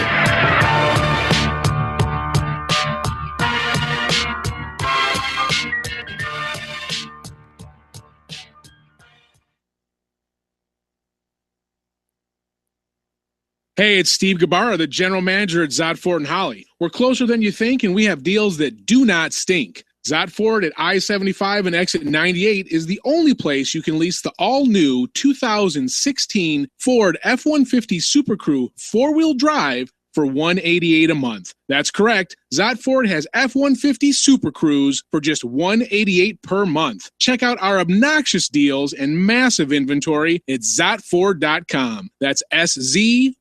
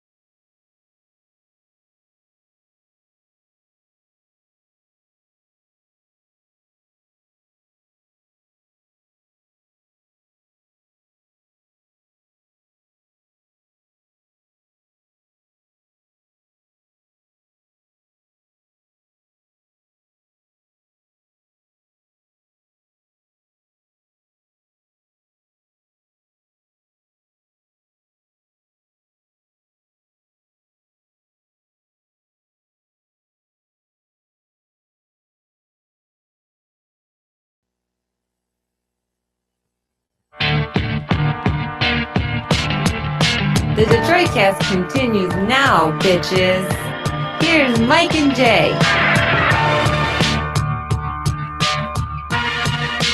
All right, welcome back to the show. Mike and Jay, Big E. And before the break, I had mentioned chicks and their wardrobes. They brought this on themselves. I know Hell yeah, they did. this is a cautionary tale Very much so. for the road that men are going down, and they're eking closer to women. But they say women. Cautioned prior as well. So Yeah, this is I don't hear this being talked about much throughout the country, except on our show. But women, they say, will spend almost 6 months of their working life deciding what to wear. Oh, There's a study done on this. Yeah. Anxiety about wearing the right outfit means the average woman spends almost 17 minutes a day rifling through their wardrobes. these are just work days, they're saying. Yeah. So set aside the shit going out on Saturday or Friday night. Yeah. Oh God. Yeah. This amounts to more than 4 days a year, or almost 6 months between the ages of 18 and 60. The poll by Marks and Spencer's Schwapping campaign found the huge amount of time spent that they spend huge amounts of time staring at their clothes has led to 62% of women suffering wardrobe rage. I was not familiar with wardrobe rage, but that's irrational tantrums about not having anything that they want to wear. And while men might not be as bad, they say they're not immune, spending 13 minutes a day, or the equivalent of 3 days a year, deciding what to wear. Whoa. 13 minutes to a woman 17? Yeah. Oh, guys, gentlemen, we need to severely cut this. That should be done at least 10. This is a crisis. We are on the edge of crisis. Yeah, here. we're on the cusp. No doubt about it. This is something that you would not have seen in the 50s, 60s, 70s, No. 80s even. You don't need I to would see it suggest- now. Yeah. You don't need to see it now. Get rid of the stupid sock options. Oh, the sock options that's definitely one of those that's scary to me when I see sock options like the way they are now. But with women it makes sense. You knew that was going on, but I mean we're all familiar with the guy sitting on the couch downstairs watching the ball game while his wife is up there doing whatever. It's Makeup gone on and for all that. centuries. We're not going to change that. But for the men, we want this to be cautionary. Yeah, this is something that doesn't need to happen in your standard men's closet. And the troubling part about this research is they're talking about work. Mm-hmm. They're not talking about the metrosexual guy that's like, oh man, I got to wear this coolest outfit to go clubbing. This is work. Yeah. What do you care, man? Yeah, suit, simple. Yeah. Simple, Or easy, if you in don't and wear out. a suit, you wear your khakis and your button-down shirt or whatever it is. Yeah, done. Or if you don't wear that, you wear your jeans and your sweatshirt. Mm-hmm. Keep it simple, gentlemen. Seems like just a no-brainer. The biggest. Yeah, that's a big difference. If you were talking about going out Saturday night, I guess whatever, but work. Yeah, I don't Oh I don't my understand Lord. it in the least. It seems like the only decision a guy should have to make on a day-to-day basis is like the color of tie. The color of shirt, maybe. Once you go white, light blue, maybe Yeah. a gingham.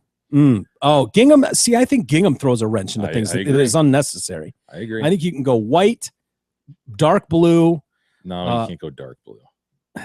Well, We're yeah. talking. Are we talking suit here? We're talking suit. This is what I did, man, for 12 years. All right. Yeah. More than 12 years. I had dark suits, blues and grays, a brown or two mixed in. But then you're dealing tough with to pull different off a good shoes. brown. You're dealing with different shoes if you're going to go brown. So the Yeah. smart thing to do is keep it just dark, blues and grays. Okay. Yeah, So you do that, and then you can just have black shoes. black shoes. I know everybody will say, "Oh, you can wear brown shoes with blue." Okay, smart guy. This is what we're talking about right now. You don't want to go there. Yeah. Keep it simple. Use You're your opening a door that doesn't need to be opened. And unfortunately for a lot of guys, they feel like, oh, now the pressure's on. I see hot shots showing up with a fucking pocket square. Are you kidding me? what are you Pocket doing to me? square. The first guy that strolled into the office wearing gingham, that guy ought to be hung up in Times Square. I'm serious, man. Because there had to be an initial guy Yeah. that walked in and was just like, bam. And you're just like, no, how did we get here? Like, I'm still trying to wrap my head around okay, if I'm wearing brown shoes, I got to wear a brown belt.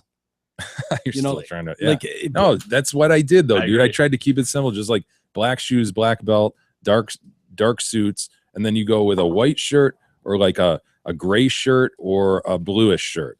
You're done, man. And then you just mix and match stupid ties. It's a friggin' uniform. Who cares? I feel What, are you like trying this, to like pick up chicks at work or something. Yeah, I don't know what the deal is, but I feel like that the barrel that we're riding in is going over the falls. Well, and there's very little. We will be able to rest at night knowing that we did our part. We've done everything we can to sound this alarm. Yeah, this is the 4th or 5th time we've talked about this issue. Yeah, the alarm is sounded, gentlemen. Yeah, stop it right here. Throw away your pocket squares. Get rid of your multiple shoes. I don't see it happening, Jay. I got to be honest with you. I think we're too far down the line. And don't worry so much about your damn hair. Okay. I could see makeup coming into play at some point. Like I said, I know guys who get manicures. Outrageous. It is outrageous. It's outrageous. Outrageous. If I see a guy with that, and I've seen shiny nails, yes. you want to cut their fingers off, don't you? Yeah. What are you doing, sir? Seen plenty of guys with eyebrows that have clearly been done. Oof. You mean combed or trimmed or both? Both, sir. Wow. Eyebrows. I mean, should you be allowed to take care of a uni? Yeah, I mean, sure, clean it up a little bit. Yeah. Yeah, you don't want to get crazy with the eyebrows, but I think when you start going down that road and worrying about that thing, yeah, it's troubling. It's a troubling trend. It says so much when you see a dude that worries about that kind of shit. Yeah. Oh my God, man. Really? Like, yeah. You're doing your nails? Come on. Come on. Yeah, it's disturbing. It's a disturbing trend. And I imagine if you were to take that poll 15 years ago, 20 years ago, it would have been guys spend 3 minutes. I mean, the time is spent just putting the outfit on, but yeah, guess those days are long gone. Hey, Mike, we got to tell you about our buddy David Helm. Helm Law's a full-service law firm built on the model of providing the best legal services to its clients throughout Michigan. It represents clients in a wide range of cases, including family law and divorce, civil litigation, estate planning, and criminal offense.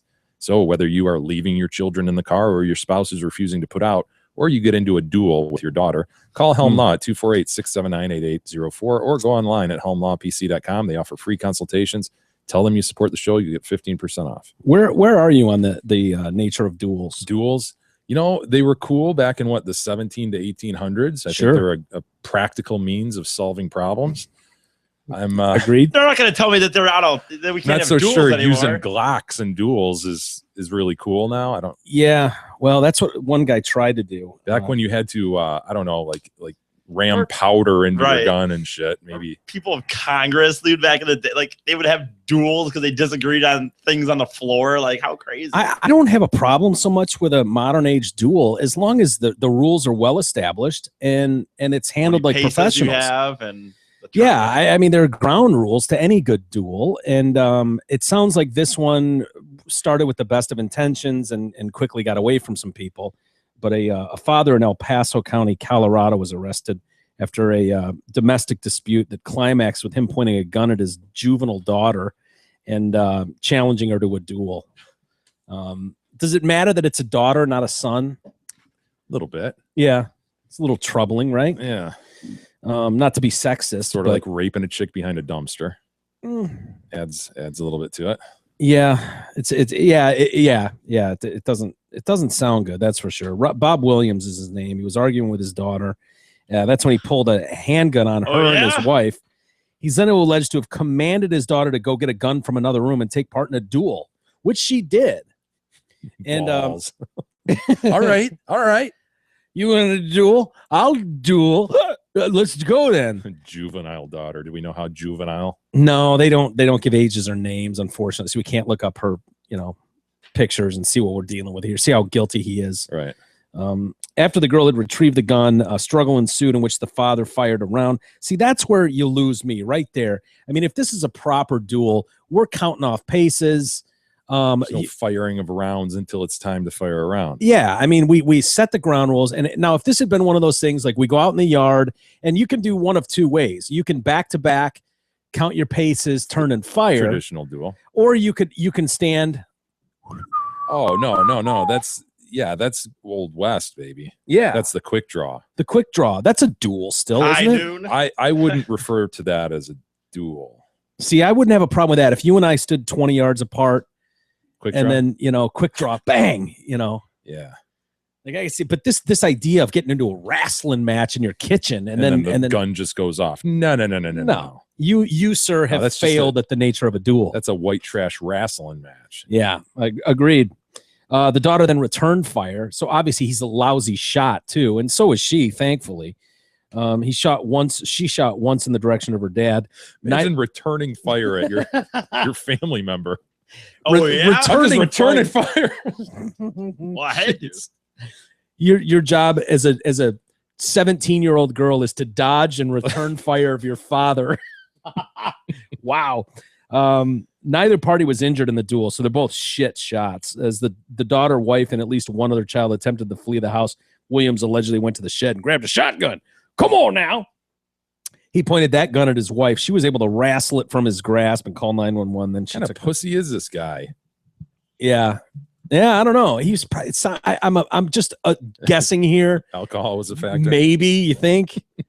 They went to the neighbor. How would you like to be the neighbor of this? Oh. You're the neighbor. You're just doing so it. come on You're now. not Let's not surprised act by like this. this. Just like they got the white picket fence going, and he just comes home every day with his Yeah, briefcase. Ward Cleaver is reacting to this. No, got but a comment from Mr. Cleaver.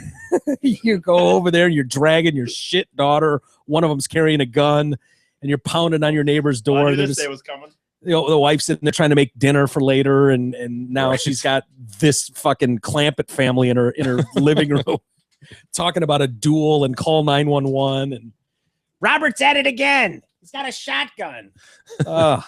Hey, remember, if you're a young, attractive female teacher who's eager to brighten her students' future, or if you've been injured at the Fady Manor and are looking to cash in, call Helm Law at 248-679-8804 or go online at helmlawpc.com. Set up your free consultation. Tell them you support the show. You'll get 15% off. I need an attorney, and I need one now. We've got an 80-year-old man in Pennsylvania who he told police that he had a suicide pact with his wife of 50 years. It's not like he met her a week ago. Yeah. So they've been married for 50 years. He was charged with homicide, criminal homicide. Oh, no. Oh, we They can- didn't yeah. believe him about the suicide pact. Edward Friday. They want that in writing, right? Dude, right? That's like a no-brainer. I mean, if anyone out there is thinking of a suicide pact with your loved one, And family member, By the way, email's fine.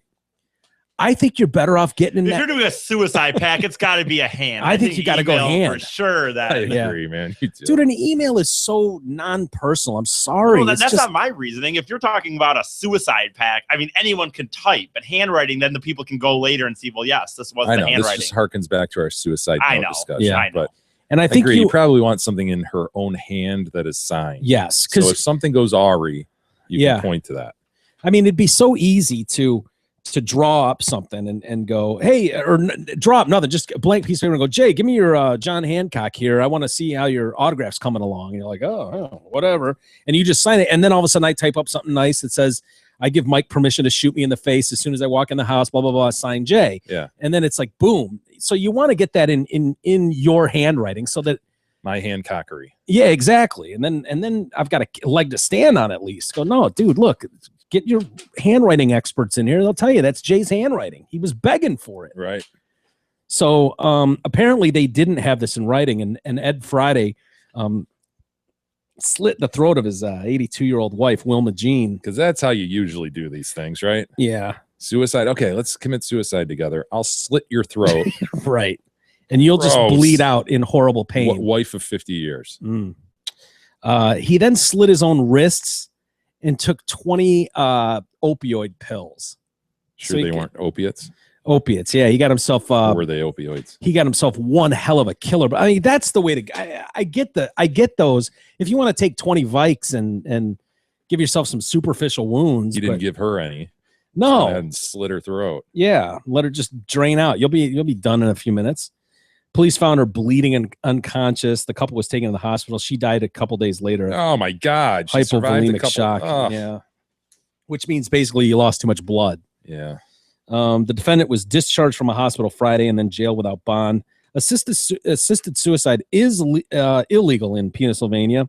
It's a second-degree misdemeanor punishable by 2 years to aid or assist or help someone plan a suicide. If planning or aiding results in an actual suicide, then the charge becomes a second-degree felony, punishable by up to 10 years. The DA, John Peck, said that that's irrelevant in this case. He did not assist her in committing suicide. He killed her. Nothing suicidal appearance-wise or in reality. The woman's freaking neck was slit, man. Yeah.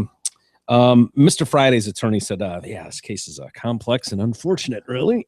He's just, he came into work that day and look what was on his desk. The chessboard is set. He's just going to try to win if he can. I don't know. He's got his king and he's got his queen left. And a pawn left. And now he's stuck there going, oh, shit, boy. My move, huh? Yeah. So his move was. This is unfortunate. This is tragic.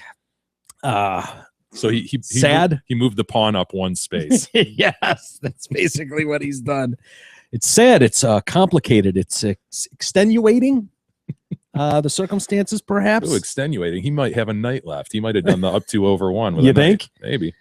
That's according to Robert Del Greco Jr., his attorney. Friday told police that his wife started to cut her own throat but couldn't do it. Yeah. Hate when that happens. Because that's how people do it, right? Especially women. They either drown themselves or cut their own throats. Right. Yeah. Or shoot themselves twice in the back of the head. I grabbed the knife and started to cut her throat. When asked if he realized he was killing his wife, he said, yeah, God damn it, yes. His wife reached up and grabbed his hands to stop him. And this is where it sucks because he had scratch marks on his arms. Wilma had defensive cuts on her left hand and finger. Police did not address a motive. He said, according to Ed Friday, she had a bad hip and other things wrong with him. Sure. He said they've lived long enough and they were going to die today. And then he took the pills once he realized that he sucked at cutting his own wrists. What 80-year-old woman doesn't have a bad hip and other things wrong with her? Yeah, that's a good point. Come on, Ed. Look at Mr. Friday there. Friday. How did we end up here? Shit. You harken back to 50 years ago when they were rewind to their wedding photo. It was such promise, such love. Yeah, he was just starting out at his career. Yeah. He was finally tapping Wilma Jean, wait until his wedding day. She was making a home for them. Oh yeah, the picket fence, food on the table every night. It was a lovely existence. And here we are 50 years later. He came home to his yellow kitchen and with plaid curtains and dinner was waiting on the table for him. Maybe a glass of scotch too. Fast forward 50 years later and he's goddamn decapitating. Talking about a suicide pact. How did we get here Friday? What's going on, sir? Oh, you were there. It was game over. You're 80. You're just riding the clock out now. Exactly. What are you doing? You said yourself she had a bad hip and other things wrong with her. Just ride it out, my man. Yeah. Or if you're going to do that, honey, do you see something down here by the staircase? Right. And just wait till she comes over and just a quick, they're not going to find a palm print on her back. Myriad ways he could have gone about this. Slit in the throat is a bad call, especially if there actually was a suicide pact. That's one you got to discuss with Martha Jean or whatever her name was, Wilma Jean, and go, honey, I know that sounds fun and all, but seriously, I'm going to have to explain that. He didn't expect to be here, so I guess that's his out. What about the carbon monoxide thing we could do in the garage? You up for that, Wilma? That's a great one. That's a great one because that's an easy one. What about the pills? We could just down a bunch of pills. We could hold hands and lay on the bed. You up for that? No, you're still down with the throat slit. You really want me to slit your throat? All right. Well, I'm going to need you to fill something out then. I'm going to need maybe a video of you saying this. Yeah. But then he's going to go, fuck you. I don't need that because I'm going to be dead too. So what does it matter? Yeah. Well, he overestimated himself. He indeed is too big a pussy to go through actual suicide. He was strong enough to slit poor Wilma Jean's throat, but not strong enough to slit an artery that mattered. No. Oh, so what do you do with Ed? Do you stick him in a cell? Hell yeah. Do you let him rot out the rest of his days? Really? Feed him maggots. He's a murderer, Mike. I feel bad for him. Murderer. I feel bad for him. You always do for these murderers. Well, at 80 years old, she's probably been nagging his ass for 30 years. Oh, my Lord. She's just been riding his ass forever. And he's like, today's the day. I take no more. I'm tired of your shit. Grabs a fucking butter knife and tries to cut her head off. Son of a bitch. Hey, you got kiddies graduating from high school or college. You need the ultimate gift for your grad. You want to get the Parent of the Year award, then stroll your parental ass down to Zott Ford and Holly and get your snot-nosed kid a brand new Ford Focus SE for just $15,400. That's correct. Your life burden can drive one of the safest cars on the road, the all-new Ford Focus, for just $15,400. Preview their championship deals and massive inventory at ZottFord.com. This is going to sound radical, Jay, but I'm going on record today to claim that I don't think white males should work with children anymore. Is that over the line to say? Is that too strong of a statement to make? Well, I think we could eliminate a lot of pedophilia if that's where you're going. Yeah, that's kind of where I'm going. Yeah. Like it used to be reserved for the creepy guy at the end of the block that didn't do his yard work, or the creepy guy in the van that drove around the neighborhood. And like there was that guy. Yeah. But the guy now, in the trench coat. Look at my dick. Look at my dick. Exactly. The look at my dick guy existed in our childhood. It's not that these things are growing from trees now, but we're becoming aware of them. And I fear that this is a problem that is just like when it got to the priests and the whole Catholic Church, like that whole thing, it's brutal. And it seems like every day I'm reading a story and it's like, oh yeah, this guy is a like upstanding pillar of the community. And They oh yeah, always by the are. way, he's checking out child porn all day. Yeah. Or he's banging children, or it's just weird. So I think the best case of action is just like if you're an adult male, white particularly, you shouldn't just be around children. Like just knock it off. Protect you from yourself. Yeah.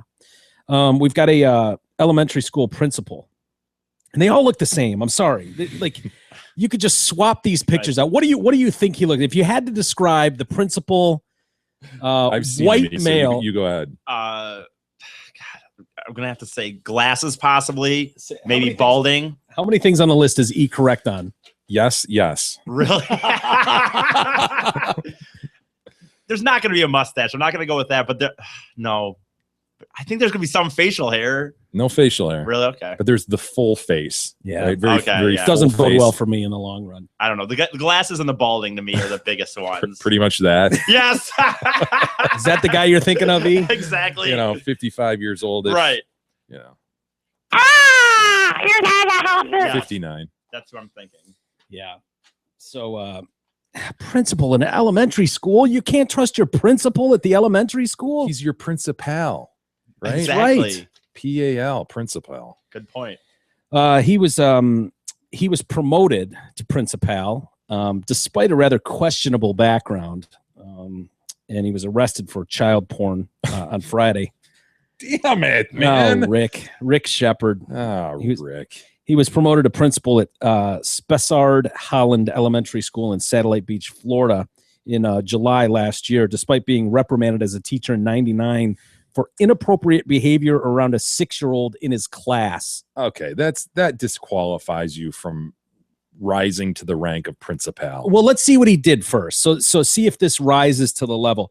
He bought the boy several gifts and talked to him about having him move into a bedroom in his house. I mean, that's over the line, right? We agree that's over the line Yes. for what would be a 50-year-old man to talk to a 6-year-old child in his classroom. Creep. Despite that, he continued to thrive professionally. Well, he's a great teacher. Yeah, he's really reaching the kids. Aside from that. Right. While authorities would not say the exact nature of Shepard's crimes, he was arrested as part of a child porn sting. Boy, those stings, those sweeping stings. Never There was- good. They wouldn't discuss exactly what was going on, but they said significant evidence was found at his house. Ah. Ooh. They didn't, they could have gone easy on him and said, yeah, some evidence was found at his house. Found some files that are problematic. Yeah. Some questionable. Significant There's- evidence. It's significant. The charges were relative to possession. So he's probably got some child porn pictures or videos. Yeah. Anytime it's getting to the point where I can't look at a guy like that fits this description I know, without assuming. I just do. Whenever I hear, like, no offense, but wrestling coach, Boy Scout troop leader, add principal to the list. I'm not going to go so far with principal, but Not all of them, but the evidence is growing, Mike. It's damning. it's These scary. educators. And dude, to me, I know we've talked about this show, but all the people that do the Santas, the Easter bunnies, Well, I think we spoke to a Santa who possibly pisses fans. I don't know He was if that was ever accused answered of that or by a not. show out of Detroit. I don't know if that was answered or not, but Oh, that poor guy. I forgot about that guy. no, he was just like, That's not. I do not know where you heard that. That is not true. I never urinated in my My pants. suit does not stink. Not once is my suit stank. What was the deal? He was trying to show up and just be Santa in a park, and they're like, "Yeah, beat it, man. Beat it, old man. We're charging $5 a picture over here. And Right. you're horning into that business, sitting on the Yes. bench acting like, oh, whatever. I'm just sitting here in my Santa suit. Yeah." Yeah. Then he had some sad sap story about kids in his life or some shit that just went. Oh, yeah. He had some. Thing just went spiraling. He spiraling had some off. justification for why these kids were technically There was his. a but- weird. There was. He had there a was weird way more phrase, to that. right? Yeah, he did. Well, he talked about a partner for one at one point. Like he was a father figure. He was a Yes. father figure. Father figure, too. The blank amount of I'm a kids. father figure to 13 children. And we're like, wait a minute, dude. Back up. What the fuck does father figure mean? Yeah. What are, that what are guy you, was George something. Michael? So yeah, this guy, I don't know. I feel like that's an unfair accusation. I just throw it all middle-aged white men. But I mean, we're anyone getting that- there, Mike. I know, but I don't Some want. might describe us as middle-aged I and don't- white. I don't want to be Even though alone. I'm a black Mike is- guy, some Mike is people do far- describe me as white. Mike's beyond middle age. I don't want to be in the same room with a child, though. I don't like unless I their agree. their parents are there. Like I don't even want to be in the room where someone could go, I don't know. Ever since he visited Mike, he's come back and his butt stings. It's weird. I don't know. And I'm just innocently going about my day, and it's It like all of a sudden stings. his butthole started stinging as soon as Yeah. he went to Uncle Mike's house, and it's like, no, I- don't tag me with I that. wasn't even alone with the Because of my kid. age and my fat face. I don't want to be I don't want a mugshot like that where I'm just like accused of stinging a child's butthole. There I am with my mugshot. No, forget it. Keep your fucking kids away. I might be a tremendous wrestling coach, but we'll never know. I could be a tremendous Cub Scout leader. We'll never know. Unfortunately, your future has been greatly limited by others, the That's right. conduct of others. I'm sorry right. for that, Mike. It's terrible. It's just the day we're So you got living in. another anchor as a middle-aged white man that you have to live with. The superintendent, Desmond Blackburn, said the shepherd was relieved of his duties on Friday. He will seek to have him permanently fired. Obviously, words can't adequately express how saddened and disgusted I am by what the sheriff has shared with you. Yeah, well, you should have thought of that when you hired him, even though you knew there was this weird thing where he's like flirting with a 6-year-old in his classroom. Bit of a red flag. I would say that's more than a bit of a red flag. That ought to be in your permanent file. Yeah. And then to keep the story going, there's a horrible story of a mother who pled guilty to, prostituting a couple of her mentally disabled teenage daughters. You know, there are people who don't want to do other things. You know, if you want ice cream, you don't go to a barbecue shop. True. For That's a true $20 or less. So Ah. I mean, they were a steal essentially. How privileged are they? They don't really go into tremendous detail about the girls. I don't know. I wish I had images to show you. The adult daughters? No. Definitely not. No, I think there was a 15 and a 13-year-old, perhaps. Teresa Vanover admitted she allowed local men to bang these girls in their North Carolina neighborhood for $5, $10, or $20 bills. $5? I know. The money was used to pay for her husband's medical bills, so at least it was honorable. Right. Oh, and a little bit to help pay for her crack habit. Oh, Right. But mostly for the medical bills. Of course. No. We don't want to shame anybody. We don't want to put anybody on the spot. If it looks funny, we go over and say, mm-mm. Vanover was charged with 24 counts of child abuse by prostitution, 24 counts of promoting prostitution with a minor with a disability. She confessed that she would take her 15-year-old daughter to a neighborhood barber shop, a nearby boat ramp, and even to one of the men's mother's houses. Oh, So this dude's living with mom. living with mother. I'm looking after mother. Mother, can I get you anything? I'm just going to head upstairs for a moment. Never mind. Gross ass. She would then allow the men to perform sexual acts on her daughter, or would make her daughter watch while she had sex with them. Ugh. Got this disabled daughter laying there. Come on. I don't know how man. disabled, if it's a mental disability or what. We're talking about a couple big E's being toted around the neighborhood, or if she's wheeling them around the neighborhood. I don't know. Ugh, It doesn't really say. I know. The 15-year-old sounds mild, like at least sort of dialed in. She says when the 15-year-old began to refuse, Vanover used her 13-year-old daughter instead. The 15-year-old told police Months after her father died is when she realized there couldn't be any more medical bills her mother needed to pay. We don't have to do it anymore because daddy's dead, she told the police. See, that's good thinking. Right? She reasoned that one out. Yes. Poor Vanover kids. was arrested and immediately confessed to the crimes. She also led police to the 4 men who would be charged in the prostitution ring. And do we have images of these four gentlemen? We might have some images of these interesting fellas. Tommy Woodall, good dude, Tommy Woodall, Everett Ferris Jr., Donnie Carter, and Mickey Snow. Now, what do you think, E? Are the characteristics? I don't even. I mean, top 5 answers on the board. I'm definitely gonna go with the same one. Balding, probably. Full face. I Full think you always face. got to go full face. Yeah.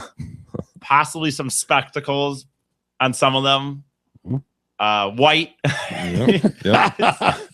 How's he doing so far, Jay? Yeah, you're right on, buddy. The thing is, I'll be honest. I know you guys know it. You know it when you see it, but there is just this face of a person that looks like they. Oh yeah. I almost said know. mustache. What I is almost that? said mustache. I almost said There mustache. totally is a fit. You look at those guys. Oh, yeah, could totally see that. You could play a game Oh, he like has a what goatee, did I this guess, guy but- do? And that Yes, no, that's for sure. that is the face of someone that's fucking kids. Like it just is. The face of someone this who's one especially. caring for mother and then going upstairs and banging a disabled chick. The one on the far Yes, right, that's the one that kills me for too, sure. man. The one to his immediate left as well. I know. I don't know. I actually thought this was looking at these as the least. The one you referenced is the least suspicious looking to me. But The second one from the far right looks like the co-pilot with Lando Calrissian in Return of the Jedi. Remember? that Oh, little guy? okay. Yeah. He's actually in a Force Awakens too. You know, I don't know what species he is or his Yeah. damn name, but you know what I'm It's talking the about. That pilot. jowls. Yeah, exactly. Yeah. Those long jowls. I think this is the guy that owns the barber shop, and you can tell. I mean, Sure. he's definitely gotten a trim Nicely recently. trimmed. Yep. Yep. Shorn. But yeah, there is definitely a look to these guys. Think about it from these guys' perspectives. Dude, I can go get some pussy for $5. Yeah. Oh, But you're sharing them with these guys. Imagine these 13-year-old girls disabled girl who are you freaking monster. yeah. Like what must be going through their minds while they're sitting here when the camera's going off in the police station? Like, how did we get here? How did it get to Monsters. this point? Look at these guys. Unbelievable. Woodall, who owned the barber shop, is serving a minimum 16-year sentence. Ferris Jr. there, he was sentenced to 6.5 years. Carter, a minimum of 5 years. And Snow will go on trial in July, the guy there on the right. How do you get off for just 5 years for essentially raping a 13-year-old disabled girl? How do you walk from, how do you get 5 Just years? Talked about a guy who raped an unconscious chick and got off with 6 months. Good point. I don't know, man. Yeah. Yeah. It's tough. Did you guys happen to catch any of the Miss USA pageant last night? I did not. Those pageants are so off my radar. This is one of those, it's Yeah. one of those things that as a society, we're going to look back on in 50 years and go, I can't believe they used to do that. I can't believe they would strut these bitches around in bikinis Well, here, and vote on who's the hottest, essentially. It's can't hilarious. believe we still are in the hypersensitive climate we're in right now. I can't believe it's still going on today. I know. It's amazing, isn't it? Yeah. The newly crowned Miss USA is a black chick from DC, Deshauna Barber. She'll go on to compete for the Miss Universe contest. She won last night's competition at the T-Mobile Arena of the Vegas Strip. She works she's in the military, first one to win. I think she's like a Army Reserve or something. Wow. IT analyst for the Department of Commerce in DC, as well as logistics commander out at Fort Meade. She broke down in tears as she won. Blah blah blah blah blah. She's the first ever member of the military to win Miss USA. Very good. Coming in second was Miss Hawaii, Chelsea Harden. I know that doesn't mean anything, but she people were kind of pissed at the question she was asked, and she kind of blew it off. They were asking her about who you would vote for. You know, one of those, which is the dumbest thing about these. And I get it. It's to make these girls look stupid. That's the only justification you can have for why you would ask someone basically who's got a hot body. Yeah. You know, I'm traipsing around in a bikini and in a nightgown. I'm interested in her political Yeah. observations. Where does she stand on gay rights? You know, give her some well thought out. Perez Hilton. Yeah. like that. It's just so absurd. Like, let's be honest with what it is. That you're not finding Miss USA. You're finding Miss Hottest Chick in the country. Like, it's a vote for who's the hottest chick. Who gives a fuck what she thinks about who she'd vote for? Who cares? Right. You're just trying to make them look stupid. Do knowing they still that do a talent piece of this? Like, do they still play violin or some shit? I don't know. I don't know. Probably. They probably still do a talent where one girl can sing, one will juggle. Yeah, right. You know, ridiculous. The judge, Laura Brown, asked Chelsea, if the election were held tomorrow, who would you vote for, Hillary or Donald for president? And why would you choose one over the other? She was just like, yeah, gender doesn't matter when deciding the next commander in chief, but the new president should push for what's right for the country. Doesn't matter what gender. We need in the United States is someone who represents those of us who don't feel like we have a voice, those of us who want our voices heard. It's actually a good generic answer by her. Yeah. Way to go. Without Miss Hawaii. answering right.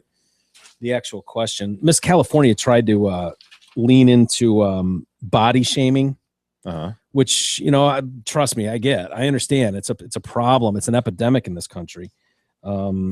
Nadia Maja admitted that she, you know, I'm anorexic. I was anorexic. She tried to lean heavy, like heartstrings type moment. Sure. She placed top 5, but she's still up there with showing her body. And hell yeah. Yeah. Okay. So that's, yeah, I guess somebody who's against body shaming and against all that shit. That's the best place to be. Sure. Miss USA. Right. Up there parading around your body. Yep. Showing off what you got. Why not? Why wouldn't you? And then before we get to some email. We do have some email, Mike. I wanted to see what you would think about a story. This mom who unfortunately died, cancer, took her down, and she asked her friend to take her kids before she passed away. Single mother Beth Latekep was lying in a hospital bed in Virginia when she asked her friend Stephanie Culley to take her children. Will you take my babies? Will you do this for me? I told her yes, I would do it in a heartbeat. She's got 6 kids. Oh. And this woman has 3 of her own kids. And they're probably like 4 of them under 5 years old or some shit. Well, you've got Will, who's 15, Selena, who's 14, Jackson, who's 11, Dallas, who's 10, 5-year-old Lily, and Ace turned 2 on Sunday. Okay, that's better than I thought. Dude, my answer is immediate, screaming in her face while she's dying. No, hell no. No. This is a you problem. No, you're full of shit. You would say, yeah, and then she'd die, and then you wouldn't do it. Yeah, maybe so. Maybe I'd want to look like the hero in her eyes while she's still here. Okay. Why would you bring that conflict on in those last moments?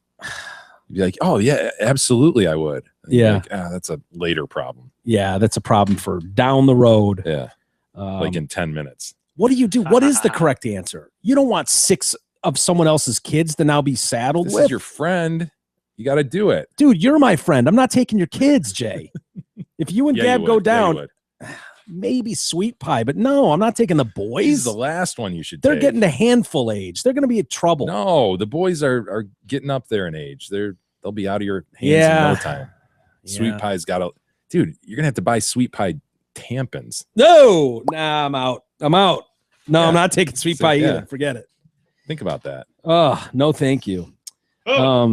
Not the person I was playing puzzles with. That little person is going to shed her uterine wall. Terrible. Yeah.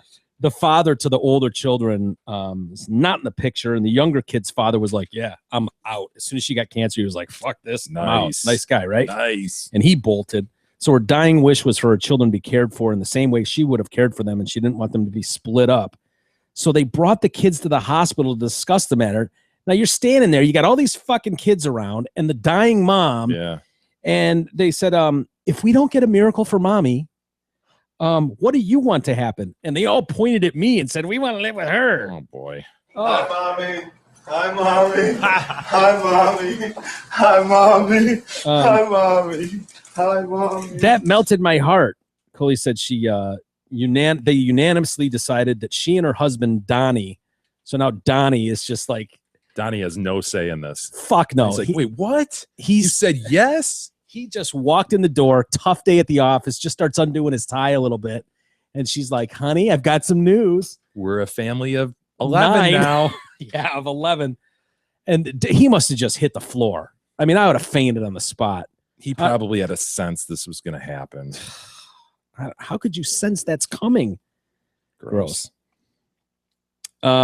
She died at 39 years old, and the couple have 3 kids of their own. They took them into their home. They've got a GoFundMe, so everything's going to be okay because they've raised $26,000, which Everything will be just fine. cover Of course, she groceries had for the no month. life insurance, right? Who knows? God damn it. Yeah. It's overrated. If anyone's thinking about asking me to take their kids for them, no. My What, answer's if no. they have life insurance proceeds? Well, we can talk. I mean, that definitely that sweetens the help. pot. Yeah. Help. Yeah. It's an interesting conversation. It depends how much. Especially if it's a few $100,000, maybe. We gotta creep into 7 figures. How much of it do I have to spend on the kids? Can I neglect Enough them to a get bit by- and enough to keep get most of the by. money for You'd myself? have to upgrade where you live in order to accommodate for them and so forth. So you need to buy new transportation. Oh, I'm not child-proofing shit. You'd need to have suitable living There's a room up arrangements for here, them. right above us. You'd have to take them on trips as a normal family would. You don't do. have to do trips. He can do No. staycations. Yeah. No, I'm out. Right here in I don't want to be Franklin, they around got- kids anyways, remember? Right. Oh, I think we all remember. One of their buttholes starts hurting, and all of a sudden I'm being fingered as the guy. Forget it. I'm out. Can't do it. Fingered. How we doing for email? We have some email, Mike. Jeff writes in, podcast legends, your discussion of the death of Muhammad Ali had me hearkening back to a story maybe about 20 years ago or so. My dad was on a plane for a business trip and happened to have the seat next to one Muhammad Ali. Wow. My dad was pretty low key, like Walter's dad. He was an engineer for Ford Transit, Bob Walters. Mm-hmm. But he said that, as you'd expect, the usual starstruck jackasses would come up to talk to Ali. My dad mentioned that he talked slowly because of his boxing-induced Parkinson's disease, but his mind was really quite sharp. The guy sitting across the aisle from them was a particularly obnoxious starstruck jackass who wouldn't leave Ali alone. At one point, the jackass said something like, "You're a big guy, but on TV, you always look bigger." Suddenly, Ali slowly but angrily says, "What? Did you just call me a nigger?" No way. The jackass across the aisle looked mortified and said, No, I said bigger. Ali gets madder. How dare you call me a nigger? And so on. The jackass ends up leaving him alone. Ali then subtly motions to my dad and joked, who leans close to Ali, and he whispers to him, "I love doing that to white guys like that." Totally could That's see that. awesome. Yeah. I've heard stories of Ali fucking with people. Like, not like that. That's pretty brutal. That's awesome though, because of what was happening. Like I don't mind him doing that to get that guy off his back. Just shuts down the jackass. Beth went to Muhammad Ali's house. Of course she did. Isn't that funny? There's no Why? punchline. Why? How? Why? I think she was a and I'll probably butcher the story, but I think she was a student at Michigan State at the time, and a friend of hers was friends with Ali's wife or Ali or something. And so when the birthday came around, Ali threw a birthday party for Beth and this. Ali are practically related. Right. Would she be challenging the will? I don't think she'll be challenging the will, but Beth wasn't the one being. She was just invited, like with this friend. Was like, But she was there. we're going over there, and So she's like, yeah, she it was. met the man and everything. Yeah. She went over to his house and near Holland, where his farm was. Really? Yeah, and she said you pulled up, and she said I just remember there was a Doberman out front that met you when you got there, and was just like until someone came up and was like, all right, down, whatever, and then it was really friendly. But then you got picked up in a golf cart, which took you to the main property. And He was cool, as far as what you can tell. yeah. I mean, this is going back a few years, but Terry writes in, the Houghton trip, podcast heroes and Big E. There's a plethora of bars in the area. The Library Pub in Houghton is always a fun place to visit. Most of the bars in these old copper mining towns have been there since the turn of the last century. The bars themselves are beautifully hand carved and amazing to see. Shooties is a must-see, but one cannot go that far north without going to see the Gay Bar in Gay, Michigan. To have a picture of Kadog and Big E at the Gay Bar would be priceless. agreed. Okay. Thanks, T. I don't depends on how north. I guess I'll have to see where that is. Look for based the Gay on- Bar, my but, friend. But I will say, I know I've been looking online, and I am very excited to bar hop the downtown Houghton area. Just Yeah, say that. Chad writes in on the same sort of subject matter. Good morning from South Carolina. I just wanted to provide a few details and clear up a few misconceptions about Houghton before the big trip coming up. As a distinguished Michigan Tech alumni from the late 90s, actually he's an alumnus, I listened to Big E talk about Houghton like no one in Michigan has ever heard of it. And as per usual, he is mind-numbingly wrong. First of I all, even talked about it. I believe that the reception would be held at the Library Bar and Restaurant, not the friggin' library on campus. This is probably for one, I didn't think it was the library on campus. I assumed it was like the city library, but I don't even know. It just said in the email library. I think she did say the library. Okay, I didn't. Okay, that does make more sense. This is probably the nicest place to take guests and get a good meal. Secondly, it is a college town, so there are plenty of bars to entertain yourselves. Ambassador, Douglas House, Downtowner, etc. Even though summer classes are going on, there should be enough students there to provide interesting company. It is an absolute must-see an absolute must to consume pickled eggs at a few of these establishments. Ugh. No thanks. I'm not down with pickled eggs. No, I'm good with that. But I like pickled pickles, but other than that, no. Certainly no eggs. I like pecks of pickled peppers, particularly. Really? Yeah. I've never picked a peck of pickled peppers. Yeah, they're delicious. Third, if you guys drive another hour north, you can hit Copper Harbor, the northernmost tip of Michigan, and a lovely town. Other than that, you can just drive across the lift bridge to the other side of the canal and hit some more bars in Hancock, their sister city. Last, you can haul ass when you get in the UP because rarely there are cops trying to sit out and wait for speeders. You should be able to easily take an hour off your estimated time, but that is if Big E doesn't get distracted and run over a curb or a deer or drive into the lake. Chad. To be clear, a lot of that stuff he said, I don't even know what he's talking about. Okay, yes, maybe I didn't know that it was a library pub. It's different. That was 3 emails ago. Let it go. No, I'm not. My big deal.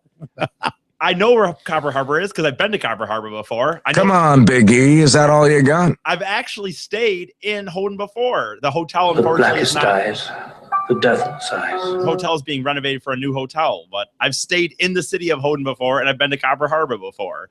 I guess I'm attracted to a dude. That has nothing to do with anything. I'm going to play just the tip His of the eyes are dog. fathomless pits, black holes that no light can penetrate or escape. Nothing lives in those eyes. I want to know where that's from. But when That's he the listener anyway, that sent it. Yeah. Are you're getting too excited? You're I'm getting so too worked up. excited. Gonna have to take It's going to be one of those that can't. No, you know what? No, it will live up to it. It's not going to live up to it. Yes, it's it like will. it's like being overly excited for a movie. It never lives up. Here's what it will. Here's what I Document it, you son of a bitch. I'll be documenting a lot of it. Okay. Here's what I told Kadog, because Kadog said he didn't want to get too excited in case it didn't meet his expectations. I said, dude, I'm excited for the reason we're going. I have zero expectations of even going to the bars. Like I told him, if there's not a person in a bar, if I go to 4 bars and I'm the only one in that bar, that's cool with me. If there's just even some people at a bar and then maybe karaoke, maybe a cover band, it's a win. I'm not expecting it. It's more just that we're going there for what we're going there for. So I'm not going to, it won't be built up enough. It will meet my expectations. Unless we literally just got out there and then this was all made up and no one knows what we're talking about. Could be. And you know what that happens? I'll still just bar hop and get drunk and come home the next day. So yeah, you've got a rental car and a hotel room. Right. That's really all he needs. It is to be extremely happy. That is. Anything else is gravy on top. Exactly.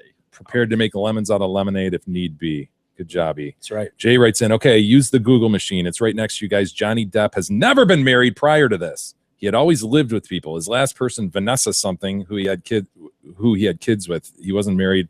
He was with her for 14 years. Is that true? Maybe. I think that doesn't discount our take on Jonathan. Or other celebrities. Why get married? Or other celebrities. And certainly why get married with a friggin' prenup or without a prenup? Mm-hmm. I don't know. Figure that out, E, while I read Zaina's email. This is Zaina with an X, by the way.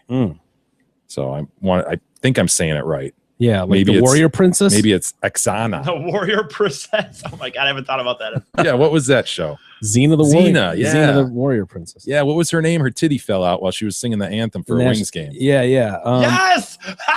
Remember that shit?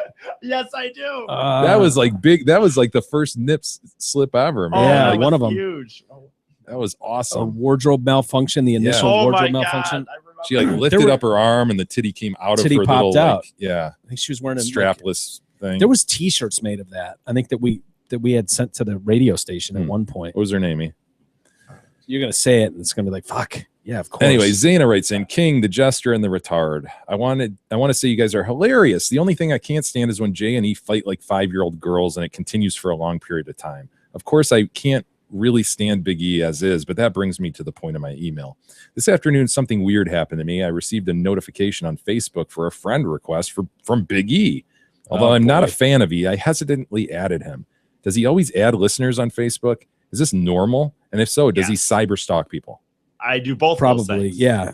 I had listeners. I Have you stalked? There was a reason I did this one. Have you stalked her?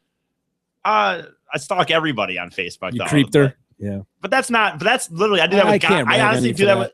I do it with girls more than guys. But I absolutely, if people make comments or something, I'll creep on guys' pages too and see like, what's this guy look Gross. like? The fuck with me. Fuck him. Yeah. He's no better than me. Yeah. He's a fucking retard too. Screw that I'm guy. bored. With his boat. When I'm at work and I have a lot of downtime, I spend a lot of time on social networking. Zaina continues. My uncle turned me onto your show. No wordplay intended. Winky face. So I sent a screenshot to him and asked if I should accept the friend request, and he said yes. Then continued that I should also go on Tinder and find him. Naturally, I said, "Fuck no, You sorry, can't search people I don't on date Tinder. retards." I don't care. You can't search people on Tinder, by the way. It just shows up. It's probably not her whole point. I know. but I really do enjoy your show, guys. I may not be your average listener, but I appreciate the humor and vulgarity more so than any other show. So for my ending, I'll leave it with this. Mike, please continue with dead baby stories and talking about politics. I love the dark humor and the discussions of Trump v. Hillary. Unlike most people my age, when push comes to shove, Trump would also be my choice. Maybe not the person who should be president, but better than the other options.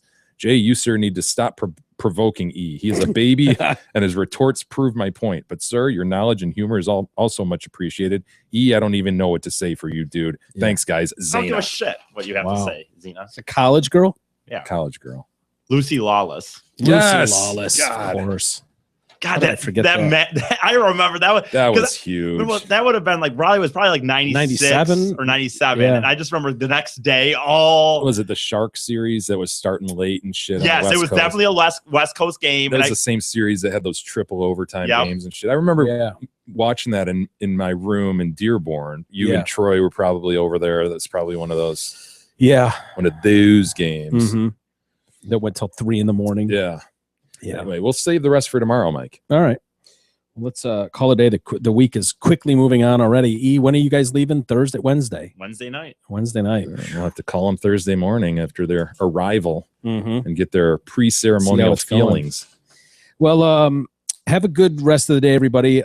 We should mention too the Dirt Face shirt is still available on our website if you're interested in picking up the official Dirt Face T-shirt from the Get it now. Detroit Cast. It's not Get it going to now. happen again. Yeah, it's only 10 more days it's available, and then it'll be gone.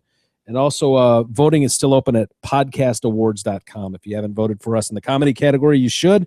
You can vote once a day. So please continue to do that. And thanks to everybody that's already done so. With that, we'll call it a day. We'll see you guys tomorrow.